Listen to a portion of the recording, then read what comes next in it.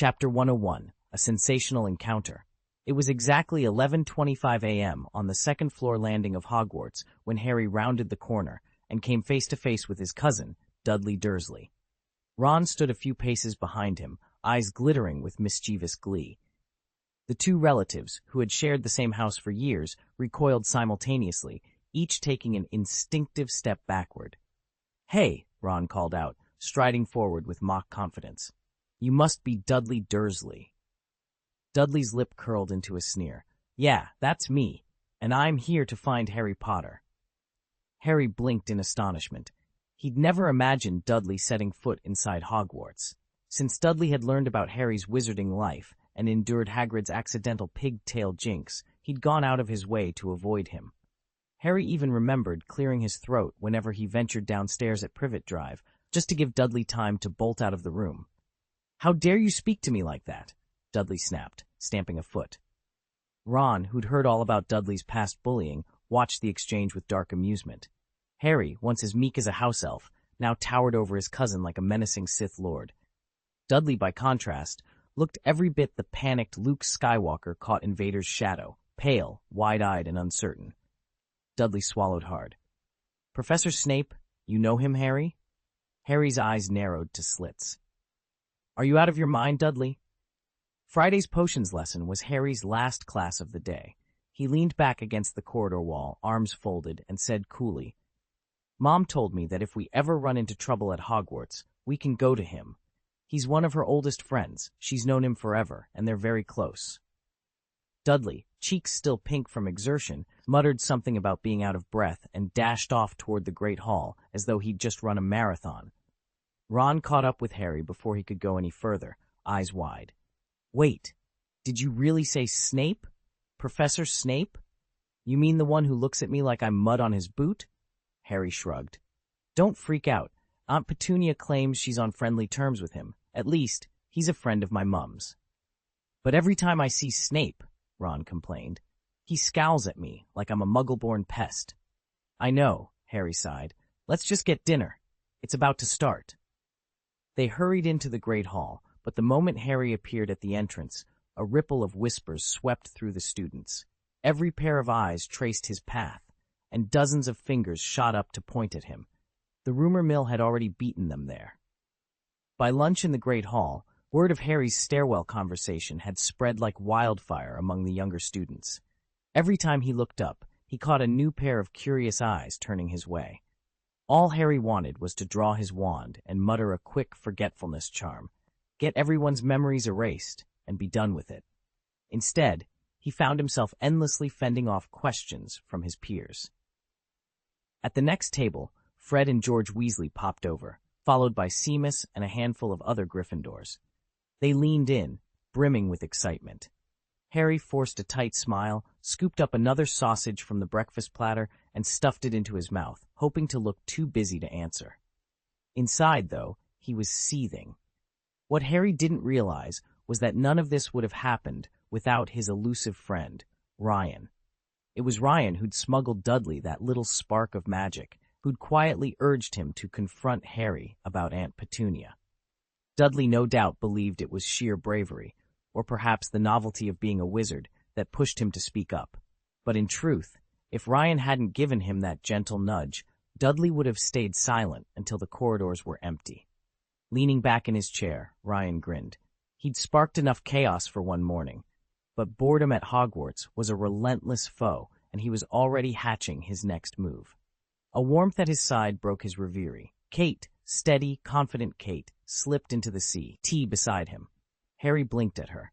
"Kate," he said, voice low, "didn't we agree to pretend we don't know each other at school?"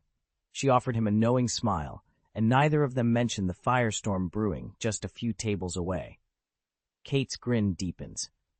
"Besides, Ryan, I've uncovered your little secret," she teases, stepping closer so her hot breath brushes his ear. "You and Hermione, you've been sneaking those touches when no one's looking." Ryan presses a hand to his forehead in frustration, then flicks his wand, unleashing one of Smith's concealed illusions. Ghostly lights dance along the stone corridor walls, but Kate remains unimpressed. "You always have a trick," she says, arching an eyebrow. She leans in, voice low. What do you think will happen if I tell Penelope everything? Before he can stammer a reply, Ryan vanishes in a swirl of silvery sparks, and the next instant, he's standing behind her. With a swift motion, he scoops her up off her feet. "Ryan, put me down!" Kate laughs, kicking lightly against his arm. He sets her gently on the ground, a playful smile tugging at his lips. "By the way," he says, "I'm heading to Atlantis this weekend." Kate opens her mouth to retort, then thinks better of it, knowing all too well that Ryan will read her thoughts. "How convenient," she finally says. "I haven't been there in ages either." He brushes imaginary dust from his robes. "Perfect. And one more thing. Who are you cheering for in the afternoon match? Atlantis or Ime?" Kate starts to reply, but a sudden click echoes above them. They both look up at the enchanted clock set into the archway outside the Ravenclaw common room. It reads 1:10 p.m. History of Magic is about to begin. Harry and Ron, lingering nearby, exchange resigned glances. With a heavy sigh, they snatch up their books and quills and head off toward the classroom, leaving Kate and Ryan alone in the quiet corridor. Harry had been clever this time. He'd managed to snag the Weasley twins' latest contraband, Doraemon, Dinosaur Kingdom, and was now discreetly passing the pages to Ron beneath the desk in Professor Binns's History of Magic lecture. They weren't alone. A surprising number of Ravenclaw students were smuggling in extracurricular reading, mostly more Doraemon volumes, under the pretense of taking notes. Sitting just ahead of them, Hermione's frustration was about to boil over. She loved History of Magic more than any other class, and she prided herself on her flawless, detailed notes. Yet today, she'd spent so much time glaring at Harry and Ron that she'd nearly dozed off during Binns's monotonous droning. Sensing his flawless paper, she leaned forward and whispered sharply to Ryan, the Ravenclaw known for impeccable note-taking. "Ryan, what's your secret? How do you manage to take such perfect notes when half the class is falling asleep?" Ryan simply smiled and produced a small, homemade gadget alongside his bulging notebook. "This is my transcription panel," he murmured. "It records the entire lecture and converts the audio into text. Between my lifelong aversion to History of Magic and Professor Binns's lullaby of a voice, I'd never stay conscious long enough to write it all down. This way, I can catch up later without missing a minute of sleep." He patted the small pillow tucked under his arm for emphasis. Hermione stared in stunned silence, momentarily at a loss for words, and too caught up in admiration and mild disbelief to scold him for using unauthorized devices in class. "Hermione, try this," Ryan said, offering her the spell he'd just improvised. "It should help clear your mind."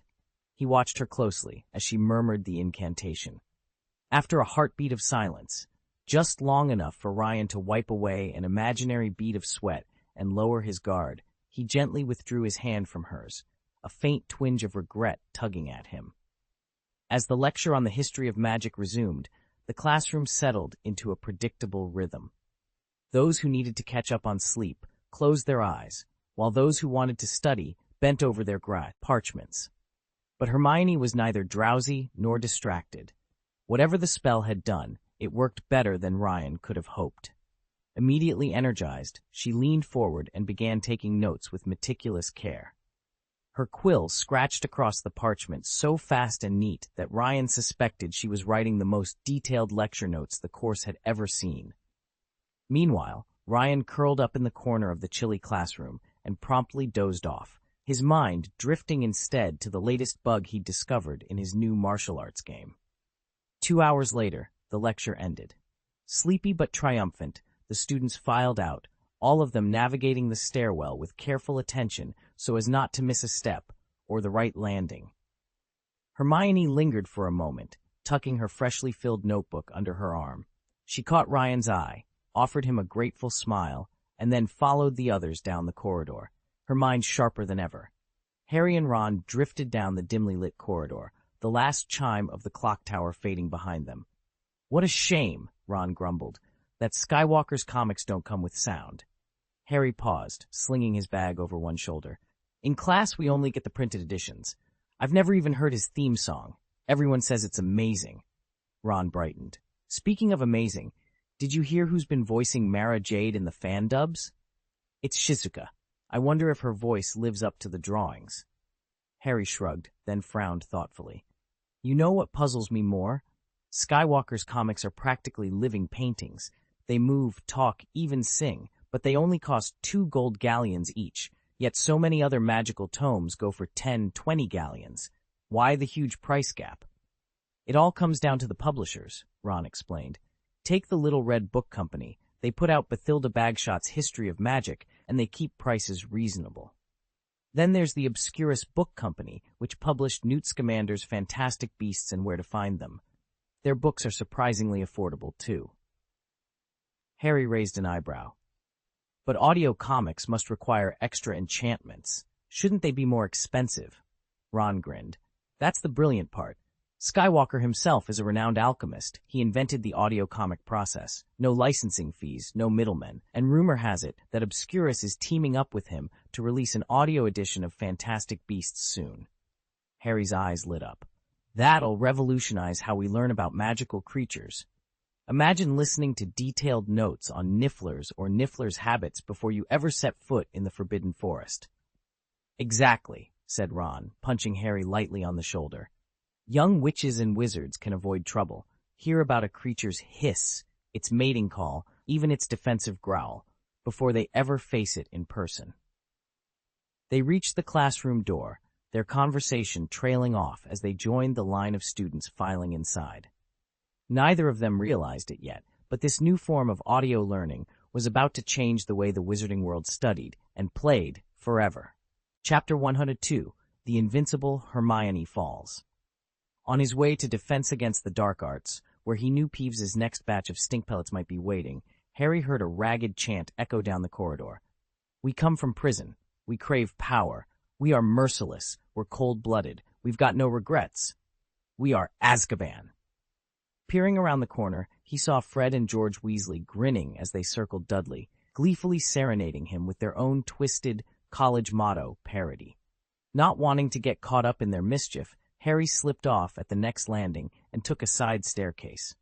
A handful of Ravenclaws, who'd been trailing him, keen to avoid Peeves's shenanigans, quickly followed, anxious not to be left behind. Their caution wasn't cowardice, but hard-earned wisdom. That very morning, Padma Patil had dashed off to breakfast early so she could meet her Gryffindor twin, Parvati, in the Great Hall. Peeves, thwarted in his attempt to pester a first-year Ravenclaw, had instead dropped a water-filled balloon on Padma. Only because Penelope Clearwater spotted her in time did Padma avoid arriving at breakfast thoroughly drenched. With that cautionary memory fresh in their minds, the group hurried on, hoping to reach their classroom unscathed, before any more pranks, explosions, or flying projectiles found their way through the castle's winding passages. Hermione's brow was creased with concern as she fell into step beside Harry. Harry, don't you think Fred and George have gone a bit too far this time? He tossed his head and laughed, sharp with disbelief. Too far? They practically interrogated me about my family. Remember the night I got my Hogwarts letter? One of them, Dudley, used his smelting cane to herd me around like I was some helpless puppy. Hermione startled to a halt, cheeks flushing. Oh, Harry, I'm sorry. I didn't mean to overstep. I just spoke without thinking. Before Harry could reply, Ron pushed past them, his face alight with mischief. If you think that's bad, wait till you see what they've been up to now that Dudley's actually at Hogwarts. I've seen their work firsthand. Harry turned, curious. What did they do to you, Ron? Ron grinned sheepishly. Well, when I was 3, Fred zapped my favorite teddy bear into a monstrous black spider, just because I borrowed his toy broom and broke it. A ripple of laughter passed through Anthony Goldstein and Lisa Dupin, who'd been drifting along behind them. Poor Dudley, Harry said, a wicked glint in his eye. The moment the words left his lips, his expression changed. A sharp, coppery scent slithered into the corridor, an odor so strange it made Harry's stomach clench. Dozens of Ravenclaws who'd been dozing in the hallway bolted upright, noses wrinkling at the smell. From where Ryan stood by the common room doors, the scene was anything but ordinary. Professor Quirrell, pale as parchment, was slumped against the wall, eyes unfocused, his breathing shallow. The professor's life hung by a thread, and the air around him seemed to tremble with each ragged breath. In the potions classroom that morning, the air was thick with an almost unbearable stench, far worse than mere garlic. Even the Ravenclaws in the back row wrinkled their noses in disgust. At the front, Hermione Granger sat completely unperturbed, her chin tilted up with quiet confidence. Ryan Bell watched her curiously. Had she discovered some obscure counter-odor charm in a dusty volume? Or perhaps she'd mastered the bubblehead charm. Professor Quirrell, stuttering over his lesson, barely noticed Hermione's composure. But Ryan did. With a silent nod to himself, he drew his wand and murmured the words of his newest spell, one meant to clear the mind and sharpen the senses. Clarifico mentem. No sooner had the final syllable left his lips than Hermione's expression went slack. She slumped forward as if struck by an unseen force, collapsing out of her chair. Ryan's heart sank. His charm, designed to invigorate and heighten perception, had only intensified that repulsive odor, and her, Mione, delicate as ever, had simply fainted. Out of the corner of his eye, he saw several Ravenclaws leap to their feet, voices rising in alarm. "Hermione!" they cried in unison. Professor Quirrell snapped to attention, his usual nervous pallor deepening. "No, don't worry, let me help," he stammered, hurrying to catch Hermione before she hit the floor. Ryan lowered his wand, cheeks burning. He'd aimed to bolster everyone's concentration, but instead, he'd sent the brightest witch of her age into an unintended swoon. Now all he could do was stand by and hope she came to quickly. Professor Quirrell loomed over Hermione, his voice low and threatening, but Hermione lay unconscious, overcome by the foul stench. Before Quirrell could advance further, Ryan charged forward, planting himself between the professor and the fallen girl. "Stay away from her," Ryan barked. Quirrell recoiled beneath his turban. How can this be? The others, they were unharmed, weren't they?" He took another step forward. Ryan's eyes darted to Harry. "Harry, now!" Harry snatched up his wand, voice trembling with resolve. "Pericu! Periculum!" A burst of scarlet sparks leapt into the night sky, blossoming like fiery flowers before fizzling out. Quirrell let out a strangled cry and collapsed to the courtyard stones. Harry took a shaky breath. Magic, he'd learned, depended as much on willpower as on precise pronunciation. He'd still rushed the opening syllables and barely drawn out the final M, yet his determination had carried the spell. And ever since Dudley's unexpected arrival, the talisman Harry wore beneath his robes had thrummed with new energy, amplifying his power beyond anything he'd managed before. Ryan crouched beside the fallen professor, brushing dust from Quirrell's robes. He looked up at Harry, admiration and a hint of incredulity in his eyes. "If you keep this up, Expelliarmus may no longer be your signature spell. You've got something entirely new here." Harry lowered his wand, a determined smile forming. If these crimson flares were to become his hallmark, he thought, then he'd better practice, quickly. Harry's makeshift protective ward, a temporary spell tied to the talisman, was still beyond his full command. By the time he turned 17 and the talisman's power faded, this barrier would vanish entirely. Meanwhile, Professor Quirrell had collapsed again. Without Ryan's quick intervention, he might have lain unconscious for 10 minutes, or until the end of class. Under the soft glow of Harry's lingering charm, Hermione stirred and drew in a deep, relieved breath of the now pristine air. "Harry, what's happened? And Professor Quirrell, is he all right?" she asked, her curiosity quickly turning to alarm. "Quirrell passed out from that horrid stench," Ryan explained. "He sensed something evil but refused to admit it. He tried to get closer and then collapsed. Harry had to reinforce his ward to dispel the odor." Hermione's eyes widened. "I see." Ron nodded in agreement behind her. Taking advantage of the pause, Anthony stepped forward with Michael and Terry at his side. He approached the prone professor cautiously, ensuring no trace of the foul smell remained. Satisfied, Anthony lifted Quirrell into his arms. "Let's get him to Madame Pomfrey," he said, and together the three Gryffindor brothers carried the unconscious professor down the corridor toward the school hospital. Ron bolted forward and whispered a reinforcement charm onto Professor Quirrell's turban, making absolutely certain it wouldn't slip and reveal Voldemort hiding beneath it. Almost at once, Voldemort's strength faltered. His voice trailed off and he slumped, unconscious. It was as if he'd chosen to faint too, sparing Anthony Goldstein and the others from witnessing a sudden seizure, or worse, a deadly outburst that might expose him.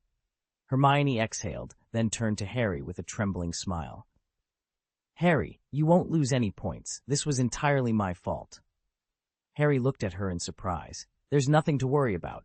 If Dumbledore shows up, I'll just explain that Quirrell knocked you out first. At that, Ron sprang up onto the podium and called out, "It was Hermione. She's the one who stunned Professor Quirrell." A cheer ran through the Ravenclaws. Some were delighted at the drama, others clearly more interested in the shifting house scores than in who'd thrown the spell. Just then, the door to the Defense Against the Dark Arts classroom swung open. Professor Dumbledore appeared in the frame, his gaze gentle but curious. "Mr. Weasley, what on earth?" Before he could finish, Harry hurried forward. "Professor," he blurted, "it was my doing. I stunned Professor Quirrell." Hermione shot him an apologetic look, then joined in without hesitation. "No, Professor, it really was me. Quirrell knocked me out first, so Harry was only acting to defend me." Dumbledore's eyes twinkled at their mutual attempt to shoulder the blame. He steepled his fingers under his chin and surveyed the three of them. Quirrell still slumped at their feet, the turban intact. Voldemort silenced for the moment. "Very well," he said softly, "though I suspect there is rather more to this story than either of you realize. House points will remain unchanged for now, but I think we have a most unusual lesson ahead of us." With a kindly nod, he turned back into the classroom, leaving Harry, Hermione, and Ron to exchange bewildered looks and wonder what new twist Dumbledore had in store. Hermione hoped her testimony would shift the blame onto Professor Quirrell and spare Harry from a harsher penalty. "That's exactly right," Ron said, cheeks flushing as he nodded earnestly. Never before had he wanted so badly to speak up for Harry. Along the bench, Neville and the others whispered their own explanations in support. Chapter 103, Dumbledore's Lesson. It was 3:45 p.m., and the Defense Against the Dark Arts classroom buzzed like a crowded dance hall. Harry perched on the edge of a desk, wand in hand, but he wasn't about to duel. Professor Quirrell lay unconscious nearby, his own wand useless at his side. All around, students whispered and speculated about what had just happened. At that moment, Albus Dumbledore appeared in the doorway. He paused to survey the room, and gradually the chatter dimmed to a respectful murmur. Still smiling, he raised a hand to wipe at his eyes before speaking in his crystal-clear voice. "Friendship is the most precious treasure in a person's life. Remember how you feel right now, hold on to it, and do not let it slip away." He gave a sudden conspiratorial grin. "But enough sentimentality. I must credit Mr. Goldstein for reminding me of that." A few students exchanged knowing smiles. Goldstein was often Dumbledore's unwitting muse. Dumbledore's gaze settled on Harry. "Harry, you only meant to help your classmates. Once Professor Quirrell awakes, I'm confident he'll understand. No house points will be lost on your account." Harry let out a small breath of relief, but couldn't hide his curiosity. "Then, sir, what brings you here now?" "Why, our scheduled study session, of course," Dumbledore replied, tapping his cane lightly on the floor. "Spare no time. Look sharp. I've prepared today's lesson myself." Ryan, the senior student charged with keeping order, shifted nervously at the front. He glanced at the doorway, as if expecting the headmaster to vanish. He shouldn't have to stand out there so long," Ryan muttered under his breath. At that, Dumbledore stepped fully into the room, and the students erupted into cheers. "Professor Dumbledore, please come in," they called, raising wands and quills in welcome. "By Merlin's beard," one boy exclaimed. "This is brilliant." Ryan wiped his brow. He'd been quite tense, then managed a shaky smile as Dumbledore made his way to the front. With a graceful bow, the headmaster flipped open a leather-bound textbook and chalked a single word on the board: cooperation. He turned to the class, eyes twinkling. "Let us begin, shall we?" Ryan had wisely slipped away to Professor Quirrell's office ahead of time to reinforce the enchantments on the turban. If Dumbledore had detected anything amiss, Ryan's quiet existence, hiding out and eating melons, would have vanished in an instant. After all, he'd always cast himself as just another student at Hogwarts. Everything beyond that was someone else's concern. Yet here was Dumbledore, stepping in unannounced to nip Voldemort's resurgence in the bud.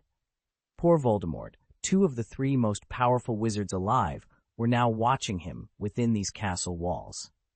By the time Anthony Goldstein and the others shuffled back into their seats, Dumbledore was already at the head of the classroom. He set aside any prepared notes and proceeded to cover everything Professor Quirrell had planned to teach that day. Every precaution was addressed. Every common mistake was dissected. Then, as if tracing a path, Dumbledore guided them through the entire first-year curriculum, from the simplest charms to the trickiest incantations. It was like discovering a rare wine. You might never miss it if you don't know it exists, but once you taste it, ordinary fare will never satisfy. When the final spell faded into silence, the students sat in stunned awe. Finally, one brave hand went up. "Professor Dumbledore," the student asked, "is there any point in Professor Quirrell continuing to teach? Or we could just let Professor Quirrell take a year off and have Professor Dumbledore teach defense against the dark arts," Ron Weasley declared, leaning back in his chair with a weary sigh. "That's the only way we'll learn anything." A chorus of agreement rippled through the classroom. "Quirrell's lessons are too sloppy," one Gryffindor muttered. "I'm worried for my safety." "Please, Professor Dumbledore, I don't want to end up petrified again," Padma Patil of Ravenclaw added, her cheeks flushing. Although Ravenclaws hadn't endured a full term under Quirrell's patchwork curriculum, Padma had watched her twin sister, Parvati, rush back from classes covered in bruises and scorches. "Honestly, Mr. Weasley, and the rest of you, I'd love more instruction, but the wizarding world demands a lot from Albus Dumbledore outside of school." Dumbledore regarded them over his half-moon spectacles, his long silver beard catching the torchlight. He gave a small, knowing smile. "I appreciate your faith in me, but I'm afraid this will be the only defense against the dark arts lesson I can personally give this year. I have obligations elsewhere that cannot wait." He paused, then added with a twinkle in his eye, "As for the unpleasant odors you've all complained about, rest assured I will discuss the matter with Professor Quirrell after class." He settled more comfortably in his armchair and asked, "Now, are there any other questions?" Hermione Granger, sitting near the front, raised her hand. "Professor," she said, her voice earnest, "what exactly went wrong with Harry's spell this morning?" "Come on, Harry, try again," Dumbledore urged, his pale blue eyes alight with genuine curiosity. "All right, Professor," Harry replied. He stood, drew his wand, and aimed it skyward. Periculum. This time, instead of the usual thin red jet, Harry's spell blossomed into a brilliant flare, a cascade of ruby sparks that danced across the ceiling like living embers. For an instant, the entire classroom glowed with its warm, almost holy light. "Magnificent," Dumbledore breathed, a broad smile spreading across his face. After a moment's pause, he added softly, "On a magical beach, we're simply children gathering shells, each new spell a treasure to behold." Hermione scribbled notes furiously, then looked up. "Professor Flitwick, I'm still unclear on this charm's full purpose. What practical applications does Periculum have?" Flitwick cleared his throat, adjusting his robes. "Miss Granger, I'm afraid I don't know all the details. I can tell you it's excellent for dispelling curses, dissipating foul fumes, and banishing other unwanted enchantments. But beyond that," the headmaster chuckled. "Of course, much of Harry's success tonight comes from his own innate flair. Just as Neville Longbottom of Gryffindor excels at explosive charms, Harry has a natural gift for illumination." Turning toward the Ravenclaw table, Dumbledore's eyes twinkled. "Mr. Smith, your father was equally gifted in his day, wasn't he? And yet here you are in Ravenclaw, a most distinguished placement for such a striking young man." A ripple of excitement swept through the Ravenclaws. Their whispering and giggling grew so fervent it was as if they'd been spirited away by a heady draught of butterbeer. Had the headmaster not been present, they would undoubtedly have crowded around Mr. Smith's desk, vying for a closer look. "Professor, this all comes down to the very nature of magic," Ryan began, rising to his feet. "Every witch and wizard's power leans towards something unique. My father, George, for example, is a master of explosive charms. He can clear a room in seconds. Harry, on the other hand, excels at protective enchantments." He muttered under his breath that Professor Quirrell was hopelessly outmatched. After all, Dumbledore himself was clearly worried about Harry's lineage, descended as he is from one of the Peverils, heirs to the Deathly Hallows. It was likely Dumbledore who personally fetched Tom Marvolo Riddle from the orphanage, hoping to keep a closer eye on another boy fated for great power. A hush fell over the classroom as everyone took in Ryan's comment. Dumbledore beamed. Well said, Mr. Ryan. 10 points to Ravenclaw for Mr. Potter's brilliant demonstration and your insightful analysis. These nuances aren't covered in any textbook. He checked his watch. It's 5:30. Class dismissed. Instantly, the students surged from their seats and spilled into the corridors, jostling one another as they headed off. De Weasley caught up with Harry near the staircase. Oi, Harry, I heard you actually knocked Professor Quirrell flat on his backside again. What happened? Harry only shrugged, a bemused smile on his face, as they joined the throng of students pouring into the afternoon sunlight.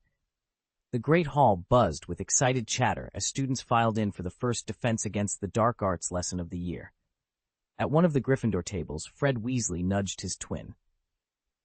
Wouldn't it be amazing if Dumbledore taught Diata? He whispered, half to himself. He hasn't set foot in this classroom in decades. George grinned back. All we need is for Professor Quirrell to swoon again, and we'll be back to square one, just like always. Ryan and his friends overheard the jesting and exchanged concerned looks. Poor Quirrell, they thought. Rumor had it that any Defense Against the Dark Arts instructor was doomed to last exactly 1 year. No more, no less, thanks to a spiteful curse placed by Voldemort himself. Even if a professor somehow survived term after term, the hex would prevent them from ever teaching the subject again.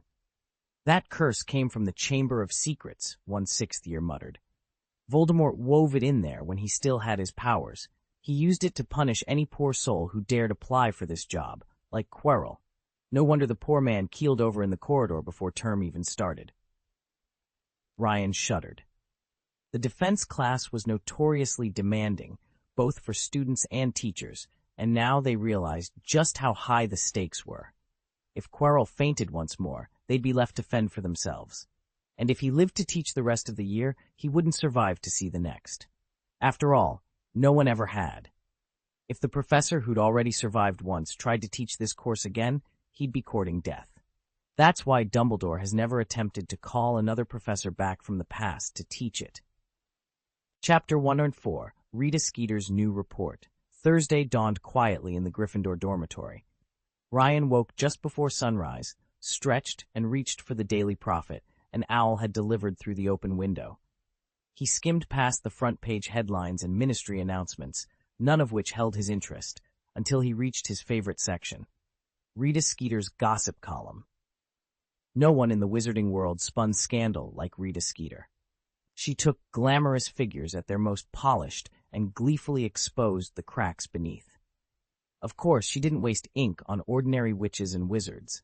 Her targets were always the famous, like Harry Potter. Sure enough, the first thing Ryan saw was a photo of Harry Potter, credited only to Skeeter, under a blazing headline, Harry Potter's Troubled Childhood. Forged in the public eye as the boy who defeated the Dark Lord, Harry's early years should have been idyllic. After all, a dozen wealthy, well-connected wizarding families would have leapt at the chance to claim him as one of their own, far from the neglect of the Dursleys. Ryan frowned and turned the page, bracing himself for whatever fresh outrage Rita Skeeter had cooked up next. Despite fierce objections from his own staff, Hogwarts headmaster Albus Dumbledore remained adamant. The lone surviving Potter child would be raised not by wizards, but by his only living blood relatives, the Dursleys, a strictly non-magical family in Surrey. Dumbledore insisted that sheltering Harry among Muggles was the safest course. To many, however, his reasoning rang hollow. After all, Harry had relatives in the wizarding world.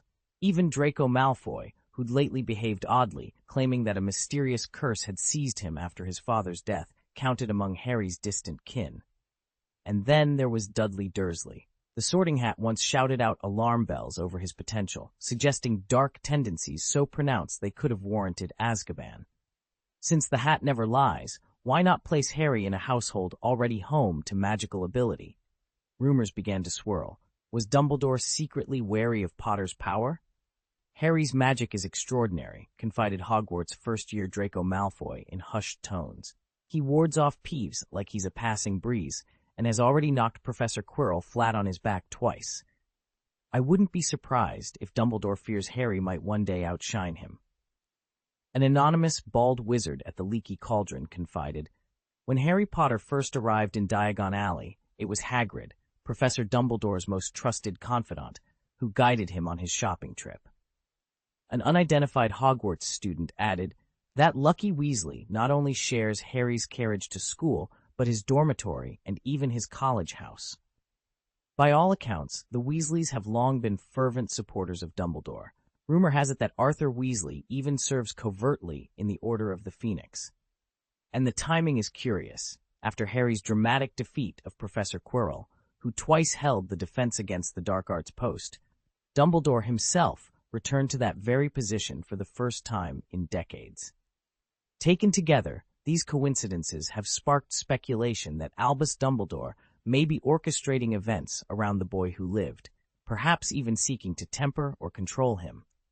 Some whisper that by placing Harry with the notoriously cruel Dursleys, Dumbledore intended to suppress Harry's rebellious nature, a theory bolstered by Harry's two shocking outbursts against his professors in class. Next week, Harry Potter at Hogwarts, Strange Alignments. "It's really fascinating," Ryan sighed softly, reaching out to touch the book's worn cover as if hoping to uncover its hidden secrets. Ryan gave Harry a wry smile as they walked down the corridor. "It's a shame we couldn't bring Jerry into Hogwarts. He's far too dangerous, and besides, it isn't time to go after Tom yet." Harry rubbed his eyes. He'd just woken up, still half in a dream, and now Ryan was handing him a copy of the Daily Prophet. "What do you make of this?" Ryan asked lightly. Harry flipped through the pages and stopped on an article by Rita Skeeter. Despite her usual sensationalism, there was a thread of truth running through her outlandish claims. She accused Dumbledore of engineering Harry's friendship with the Weasleys, and even suggested the headmaster's real motive was to keep tabs on Harry, not simply to protect him. At first, Harry bristled. He'd always trusted Dumbledore implicitly, yet as he read, he found himself nodding in reluctant agreement. He'd felt strange all morning, too, students crossing to the other side of the corridor to avoid him, whispering whenever he passed. Even some of his closest friends had seemed uneasy. By the time Harry reached the Great Hall for breakfast, he was determined to learn what everyone had been whispering about. It didn't take long. On the table, right beside his morning toast, lay another copy of The Prophet, courtesy of Anthony Goldstein's family subscription. Harry stared down at Skeeter's headline, "Dumbledore's Secret Agenda, How the Headmaster Uses the Weasleys to Watch Harry Potter." He couldn't believe his eyes. Once he'd stopped laughing, a spark of anger flickered inside him, then faded into something like relief. For all the fuss he'd been making, feeling singled out, wondering whether Dumbledore really had a plan for him, it turned out his suspicions weren't completely baseless. Harry closed the newspaper, folded it carefully, and leaned back in his seat. He had lived a life weighed down by secrets and half-truths, and maybe, just maybe, this outrageous column was the push he needed to confront the real story behind Dumbledore's protection. Harry was convinced Ron was nowhere near as tangled up as Rita Skeeter claimed. He watched Ron's nervous glance toward the Slytherin table, then looked up as Draco Malfoy's mocking voice cut across the Great Hall. "Oi, Potter! Hey, Potter! You doing all right? Not planning a sneak attack on us again, are you?" Ron paled, eyes wide. Harry leaned forward. "Ignore him, Ron. He's just trying to get a reaction." Draco scoffed and called out more loudly. "Weasley, mate, wouldn't it be something if you actually took your dad's advice and became friends with Potter?" Harry clenched his jaw. He met Draco's taunting stare with cool defiance. "Shut up, Malfoy. And Ron, are you all right?" For a heartbeat, Malfoy's smirk faltered. His face lost its usual color, turning a faint pink, and he pushed back from the table. Crabbe and Goyle hurried to scoop up scraps, half a crust of bread here, a sliver of jam there, and followed him off toward the dungeons without another word. Fred and George Weasley slipped away from their own breakfast table at that moment, their heads close together as they trailed after Malfoy's retreating trio. Harry barely noticed, his attention fixed on Ron, who was staring at him as though he'd just witnessed a miracle. "Harry, I never meant for any of that to happen," Ron stammered, voice cracking. "You don't think I did it on purpose, do you?" Harry laid a steady hand on his friend's shoulder. "Of course not, Ron. I know you better than that." He offered a reassuring smile. "Let's head to class before Filch spots us lingering." Relief washed over Ron's features, and he nodded gratefully. Together, they rose from the table and began weaving through the bustling crowd toward their next lesson, leaving the jeers of Slytherin far behind them. Harry gave Ron a reassuring squeeze on the shoulder. "I believe you, mate. The facts don't lie." Relief washed over Ron's face as he finally relaxed. Nearby, Ryan stifled a yawn. He'd pretty much concluded that nothing could drive a wedge between those two. But if one of them had been a girl, neither Ginny nor Hermione would stand a chance. Harry might not be as mischievous as his father, but he still had a thing for looks. If a girl wasn't strikingly beautiful, he simply wouldn't notice her. He overlooked the familiar beauties around him.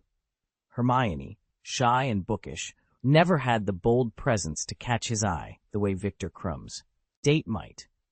And Ginny? She was Ron's little sister. Harry never thought of her as anything more than that. In fact, if Ron had been a girl, Harry would probably have ignored her too. Familiarity breeds invisibility, after all. Ryan reflected that if Hermione hadn't nudged Ginny to date more and even staged a little PDA in front of Harry, he'd never have realized how pretty she'd become. With a soft sigh, Ryan fell in step with the rest of the Ravenclaws as they strolled toward the greenhouses just outside Hogwarts Castle. It was their last herbology lesson of the week. Professor Sprout had promised a morning session to examine the newest plant specimens.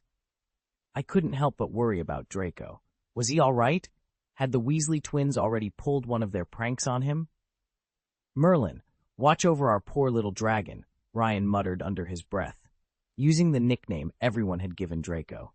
He fought the urge to slip into his phoenix sight and scout the scene in advance. After all, the best surprises were worth waiting for. Chapter 1-5, Draco Malfoy's Embarrassing Life. At 9:10 a.m., 10 minutes before herbology began, the peculiar white fresh grass in Professor Sprout's greenhouse was performing its morning ritual. The moisture it had soaked up the day before condensed into tiny cloud puffs above each blade, then drizzled softly back onto itself. An extraordinary sight to anyone unfamiliar with the plant, but Ryan sat utterly unmoved.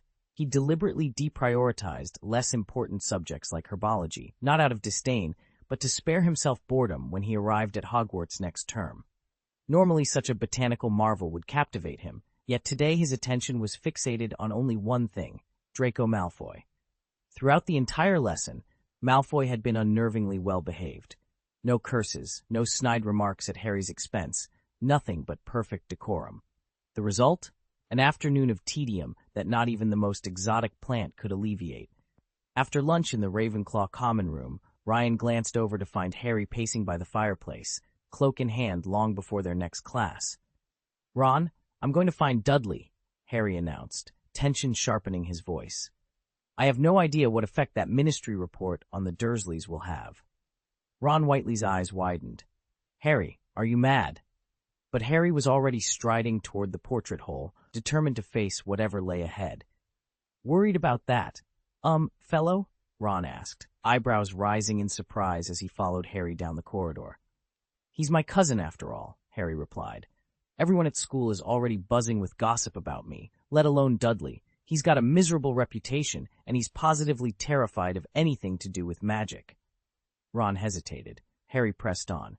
"Besides, I want to see how miserable he looks now. A little venting might do me good." "I've done my homework," Ron said, glancing around. "They say Hufflepuff's common room is the coziest of all the houses. How do you get in?" Harry pointed down the passage. "It's on the right, just off the kitchen corridor. You'll spot a neat stack of large wooden barrels set on a dark stone trough. There's no password, just a knock. Tap the bottom of the second barrel in the middle row to the rhythm of Helga Hufflepuff's name. The lid will swing open, revealing a sloping passage that leads down to their basement common room." They exchanged a determined look and hurried toward the kitchen, ready to see Dudley's reaction. Harry grinned as he led Ron down the winding staircase to the Hufflepuff landing. "Their entrance is nothing like ours. Instead of a simple password, you have to knock on one of 3 wooden barrels in an exact rhythm and with the correct number of taps. Miss the pattern, knock on the wrong barrel or the wrong number of times, and a different barrel lid flies open, soaking you in vinegar." Ron's eyes widened. He nearly stumbled on the last step. "Vinegar? That's rather brilliant. I always thought Ravenclaw's riddle lock was strange enough." Gryffindor and Slytherin just shout out a password. Harry chuckled. Hufflepuff keeps you on your toes, too. Once you're inside, you'll notice a portrait of Helga Hufflepuff above the fireplace. It looks like the other talking pictures, but it isn't enchanted. It never says a word. Seriously? Ron reached out as if to touch the empty canvas. Seriously, Harry nodded, pausing at the door. Speaking of Hufflepuffs, do you know why they're all so good at herbology? Ron's face lit up. Because they love to eat? He tilted his head, waiting for Harry's verdict. Harry laughed softly. Close enough. He pushed open the door, and the cozy, honey-lit common room welcomed them inside. Let me think, Ron said, frowning. Their head of house is Professor Pomona Sprout, so obviously she teaches herbology.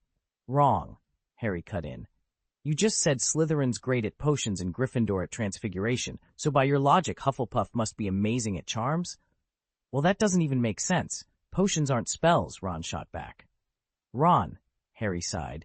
Yo, or judging the house by what you can see from its common room window. Yes, there are fields of grass, dancing dandelions, and all sorts of singing plants dangling from the ceiling or lounging on the windowsills, but that's just decor. Fine, Ron muttered. But admit it, he went on. It's cool that Hufflepuff has a portrait of Helga Hufflepuff right in their common room. I mean, Ravenclaw doesn't have anything like that. No portrait or statue, unlike Gryffindor and Slytherin.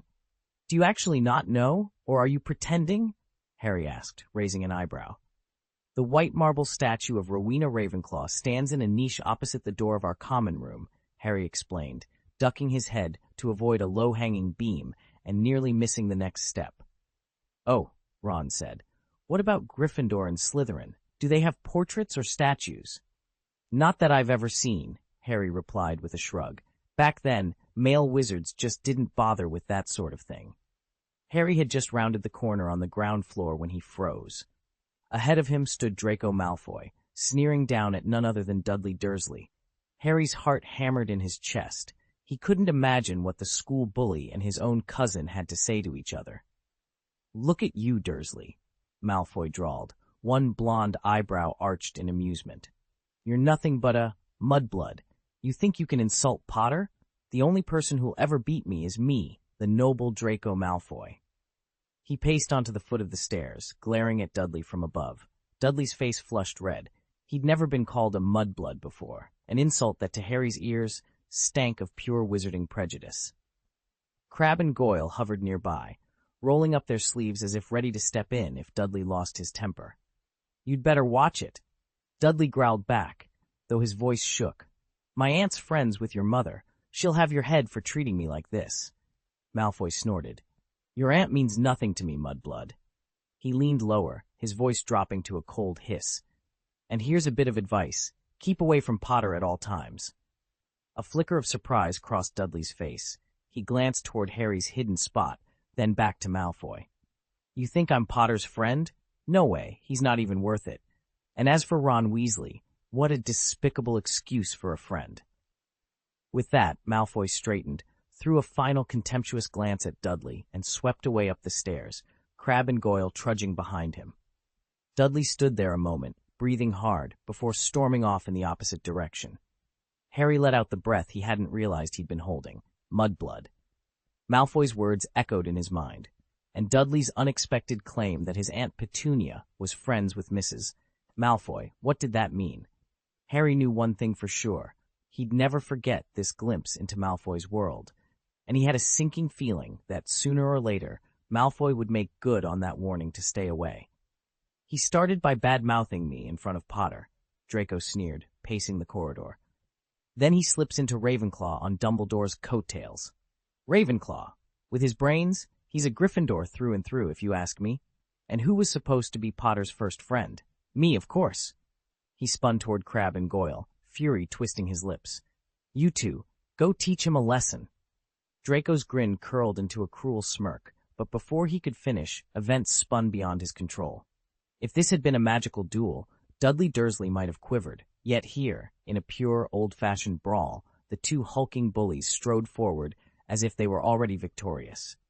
Dudley, however, didn't so much as flinch. He straightened his shoulders, the champion of the Southeastern Youth Interschool Heavyweight Boxing Tournament, ready for action.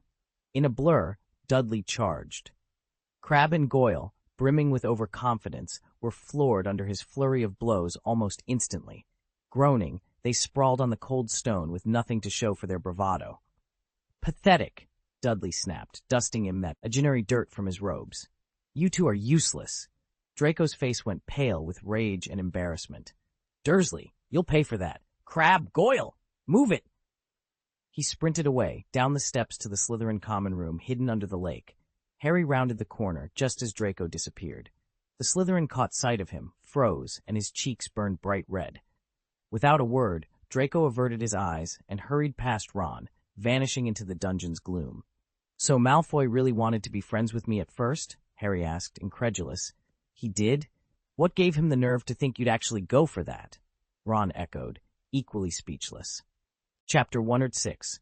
Harry's Transformation.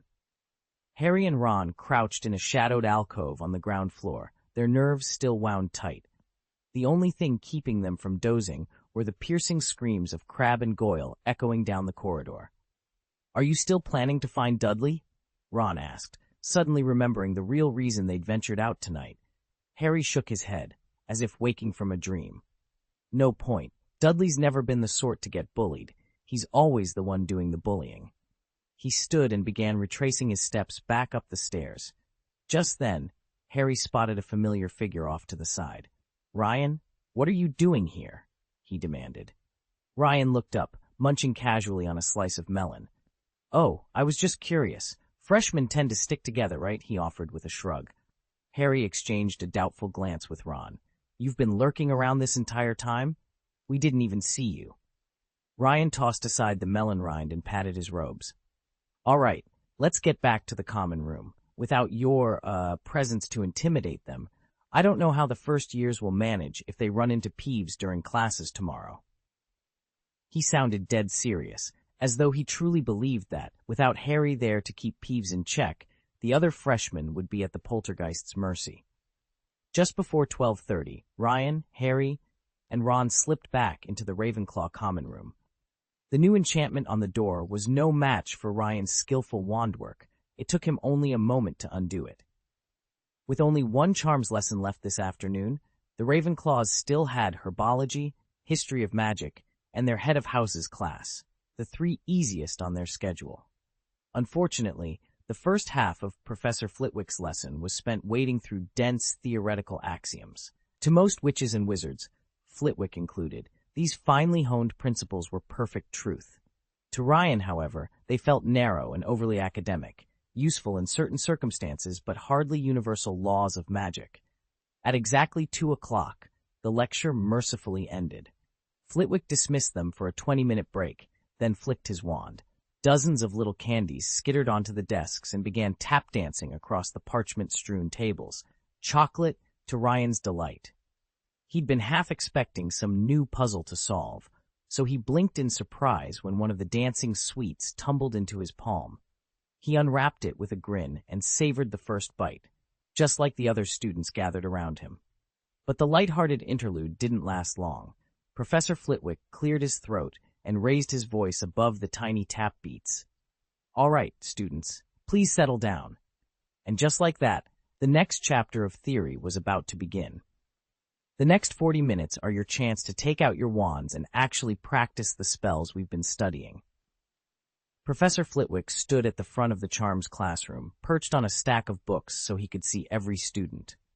"But before we begin," he added, "we'll start with a brief review and a few questions." He cleared his throat. "First up, the shrinking charm. Repeat after me." He raised his wand expectantly. "Reducio." A chorus of half-hearted attempts echoed around the room. Ron Weasley, wand at the ready, waved it in the air and let out an enthusiastic "Reducio." "Not so fast, Mr. Weasley," Flitwick chided gently, lowering his voice to a stage whisper. "Hold on to your wands until you're called upon." He turned to the class as a whole. "Next is the expansion charm. Once again, Engorgio." This time the students pronounced the incantation in unison, voices a little steadier now. Professor Flitwick tapped his wand on the desk to get their attention. "Now, why are we practicing both spells together today?" Hermione Granger raised her hand. Flitwick smiled and gave her a polite nod. "Yes, Miss Granger, To ensure we can always reverse whatever mistake we make, Hermione answered promptly. If we accidentally expand something too much, we'll need a shrinking charm, and vice versa. Otherwise, you risk turning your homework into something so small you'd need a microscope to see it. Or, a giant toad loose in the school garden, Flitwick finished with a wink. Exactly. 5 points to Ravenclaw for that vivid example. The class chuckled as the Ravenclaw student beside Hermione gave an amused grin, notebook at the ready. Now let's see those wands at work. Professor Flitwick beamed around the room. Harry, your last assignment on the origin of those curses was exceptionally thorough, far beyond what I expected. He turned to the class. Now, can anyone explain these two spells? First, reductio. When you cast it, objects shrink almost instantly. It's relatively simple. The incantation comes from the Latin reducere, meaning to reduce. Then there's engorgio, which causes things to swell rapidly. It's a bit more complex. Harry raised his hand. To understand engorgio, he offered, look at the English word gorge, which comes from an old French term for throat. When something is engorged, it's swollen. Imagine an overfull throat. Flitwick clapped his hands. Excellent explanation. 10 points to Ravenclaw. And Harry, you're excused from tonight's homework. The rest of you will write a 7-inch essay on today's material. He tapped his wand against a drawer by the blackboard. Now, everyone, retrieve your wands and begin practicing. Remember, do not aim at anything but the practice targets, or at each other. With a series of soft pops, small metal buttons shot out of the drawer, landing neatly in front of each student. Let's see those charms in action. Ron slumped into a chair, frowning. Harry, what you were describing earlier about that passage in the evolution of the curse surely applies, but by my calculations I scored under 70%. Hermione nodded. Well, you can flesh it out by including related word forms. For example, the noun of reduce is reduction, and there's an adjective reducible, which means capable of being simplified. She continued without missing a beat. And take gorge. As a noun, it means canyon. As a verb, it originally meant to stuff into the throat, which later evolved into to eat greedily. That's why we say someone is gorged with food when they've eaten more than they can hold. All those senses go back to the idea of the throat. There's also gorgeous, meaning extremely beautiful. It comes from jewelry so splendid it was meant to adorn the neck. Ron stared at her, completely baffled. Hermione, none of this has anything to do with magic. She raised an eyebrow. Why not? Spell names and their origins are rooted in language. Honestly, I think Hogwarts could use an English course. Harry peered at both of them, clearly surprised by the turn their conversation had taken. Yes, that's right, Harry said quickly. Ron looked at him expectantly. So, what shall we do after this? Go explore the castle, or head back to the common room? It was just past 3 o'clock, and dinner wasn't until 6, plenty of time before their next commitment, a 2-hour astronomy class at 7. Let's go back to the common room, Harry suggested. It'll keep Peeves from bothering everyone else, and if we finish our homework right away, we'll have the whole weekend to relax. Over the years, Harry had become something of a living Peeves deterrent, always ready to shield his classmates from the poltergeist's pranks. Ryan had even noticed that ever since Dudley arrived at Hogwarts, Harry's proactive charms were enough to drive Peeves away on their own. If Harry ever needed to leave a magical duplicate behind while he went out fishing, the story of Harry Potter warding off Peeves would remain unbroken. Harry looked up as Ron and Ryan slid into the seats opposite him in the Gryffindor common room. By the way, Harry, Ron began in a low voice, do you reckon Hagrid got that tall because someone accidentally blasted him with an enormous growth charm when he was little? Harry raised an eyebrow. You really think that's possible? Why not? Ron replied with a grin. You're planning to visit Hagrid's hut on Friday afternoon, aren't you? Let's all go together. He'll be delighted to see you, and Ryan should come too. Harry turned to Ryan. What do you say? Sounds good to me, Ryan answered, nodding. I've never met Hagrid up close. It'll be interesting. Brilliant, Ron clapped his hands. It's settled then. Friday afternoon at Hagrid's. Harry leaned back, a flutter of excitement in his chest. Tomorrow was Friday. With so many surprises lately, would Professor Snape single him out again? Part of him was eager to find out. And tonight, astronomy class awaited.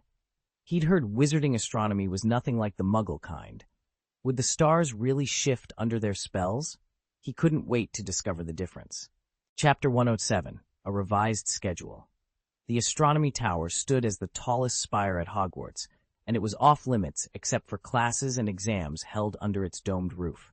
To reach the observation platform, students climbed a narrow, steep, spiral staircase that seemed to wind all the way into the clouds. Frankly, Ryan always wondered how Crabbe and Goyle managed to stay as heavy as they were in the original timeline, especially in a castle filled with so many stairs. Then again, as Slytherins, they rarely ventured beyond the dungeons. Their only real exercise was trudging up and down to class. Their astronomy professor, Aurora Sinistra, was a gregarious witch with a fondness for conversation. She showed up not only at the opening banquet, but at nearly every faculty dinner, chatting animatedly with her colleagues. Ryan and his friends often spotted her during evening meals in the Great Hall, her robes swirling as she made her way between tables. In first-year astronomy, all the students needed was the collapsible brass telescope listed on the Hogwarts supply list. Under Professor Sinistra's guidance, they learned how to set up and focus their instruments, identify key constellations, and track the orbits of nearby planets. Night after night, they trained their lenses on the star-strewn sky, committing the names and positions of celestial bodies to memory, and discovering just how vast the universe really is. After Professor Sinistra dismissed the class, Ryan couldn't help overhearing Harry's whispered commentary. Sinistra, Harry was saying, derives from the Latin word for left, hence sinister, and Aurora comes from the Latin for dawn, so her name literally means left dawn. Clearly, Harry had been poring over the evolution of spells and seized the first chance to dissect a professor's name. His eagerness nearly cost him house points. Professor Sinistra shot him a severe look when she realized he hadn't been taking notes. Fortunately, she returned the deducted points after class. Hermione's glare, however, reminded Harry that paying attention in lectures was still a priority. The real relief arrived when they discovered how little homework they'd been assigned. 15 minutes later, the entire Ravenclaw first-year cohort had finished their tasks. While Hermione and Ron packed up their quills, Harry used the extra time to pepper classmates with questions about Professor Snape. Potions class was on the schedule for tomorrow morning, and according to Harry's aunt, Snape had once been friends with his mother, a detail Harry was determined to confirm. As they headed out of the classroom, Ryan nudged Harry with a grin. "By the way, my mom's an excellent potioneer herself," he volunteered. Harry's eyes lit up. There was clearly more to learn tonight, if only they could fit it all before lights out. Ryan, as a descendant of one of Snape's oldest friends, knew the potions master would single him out for questions.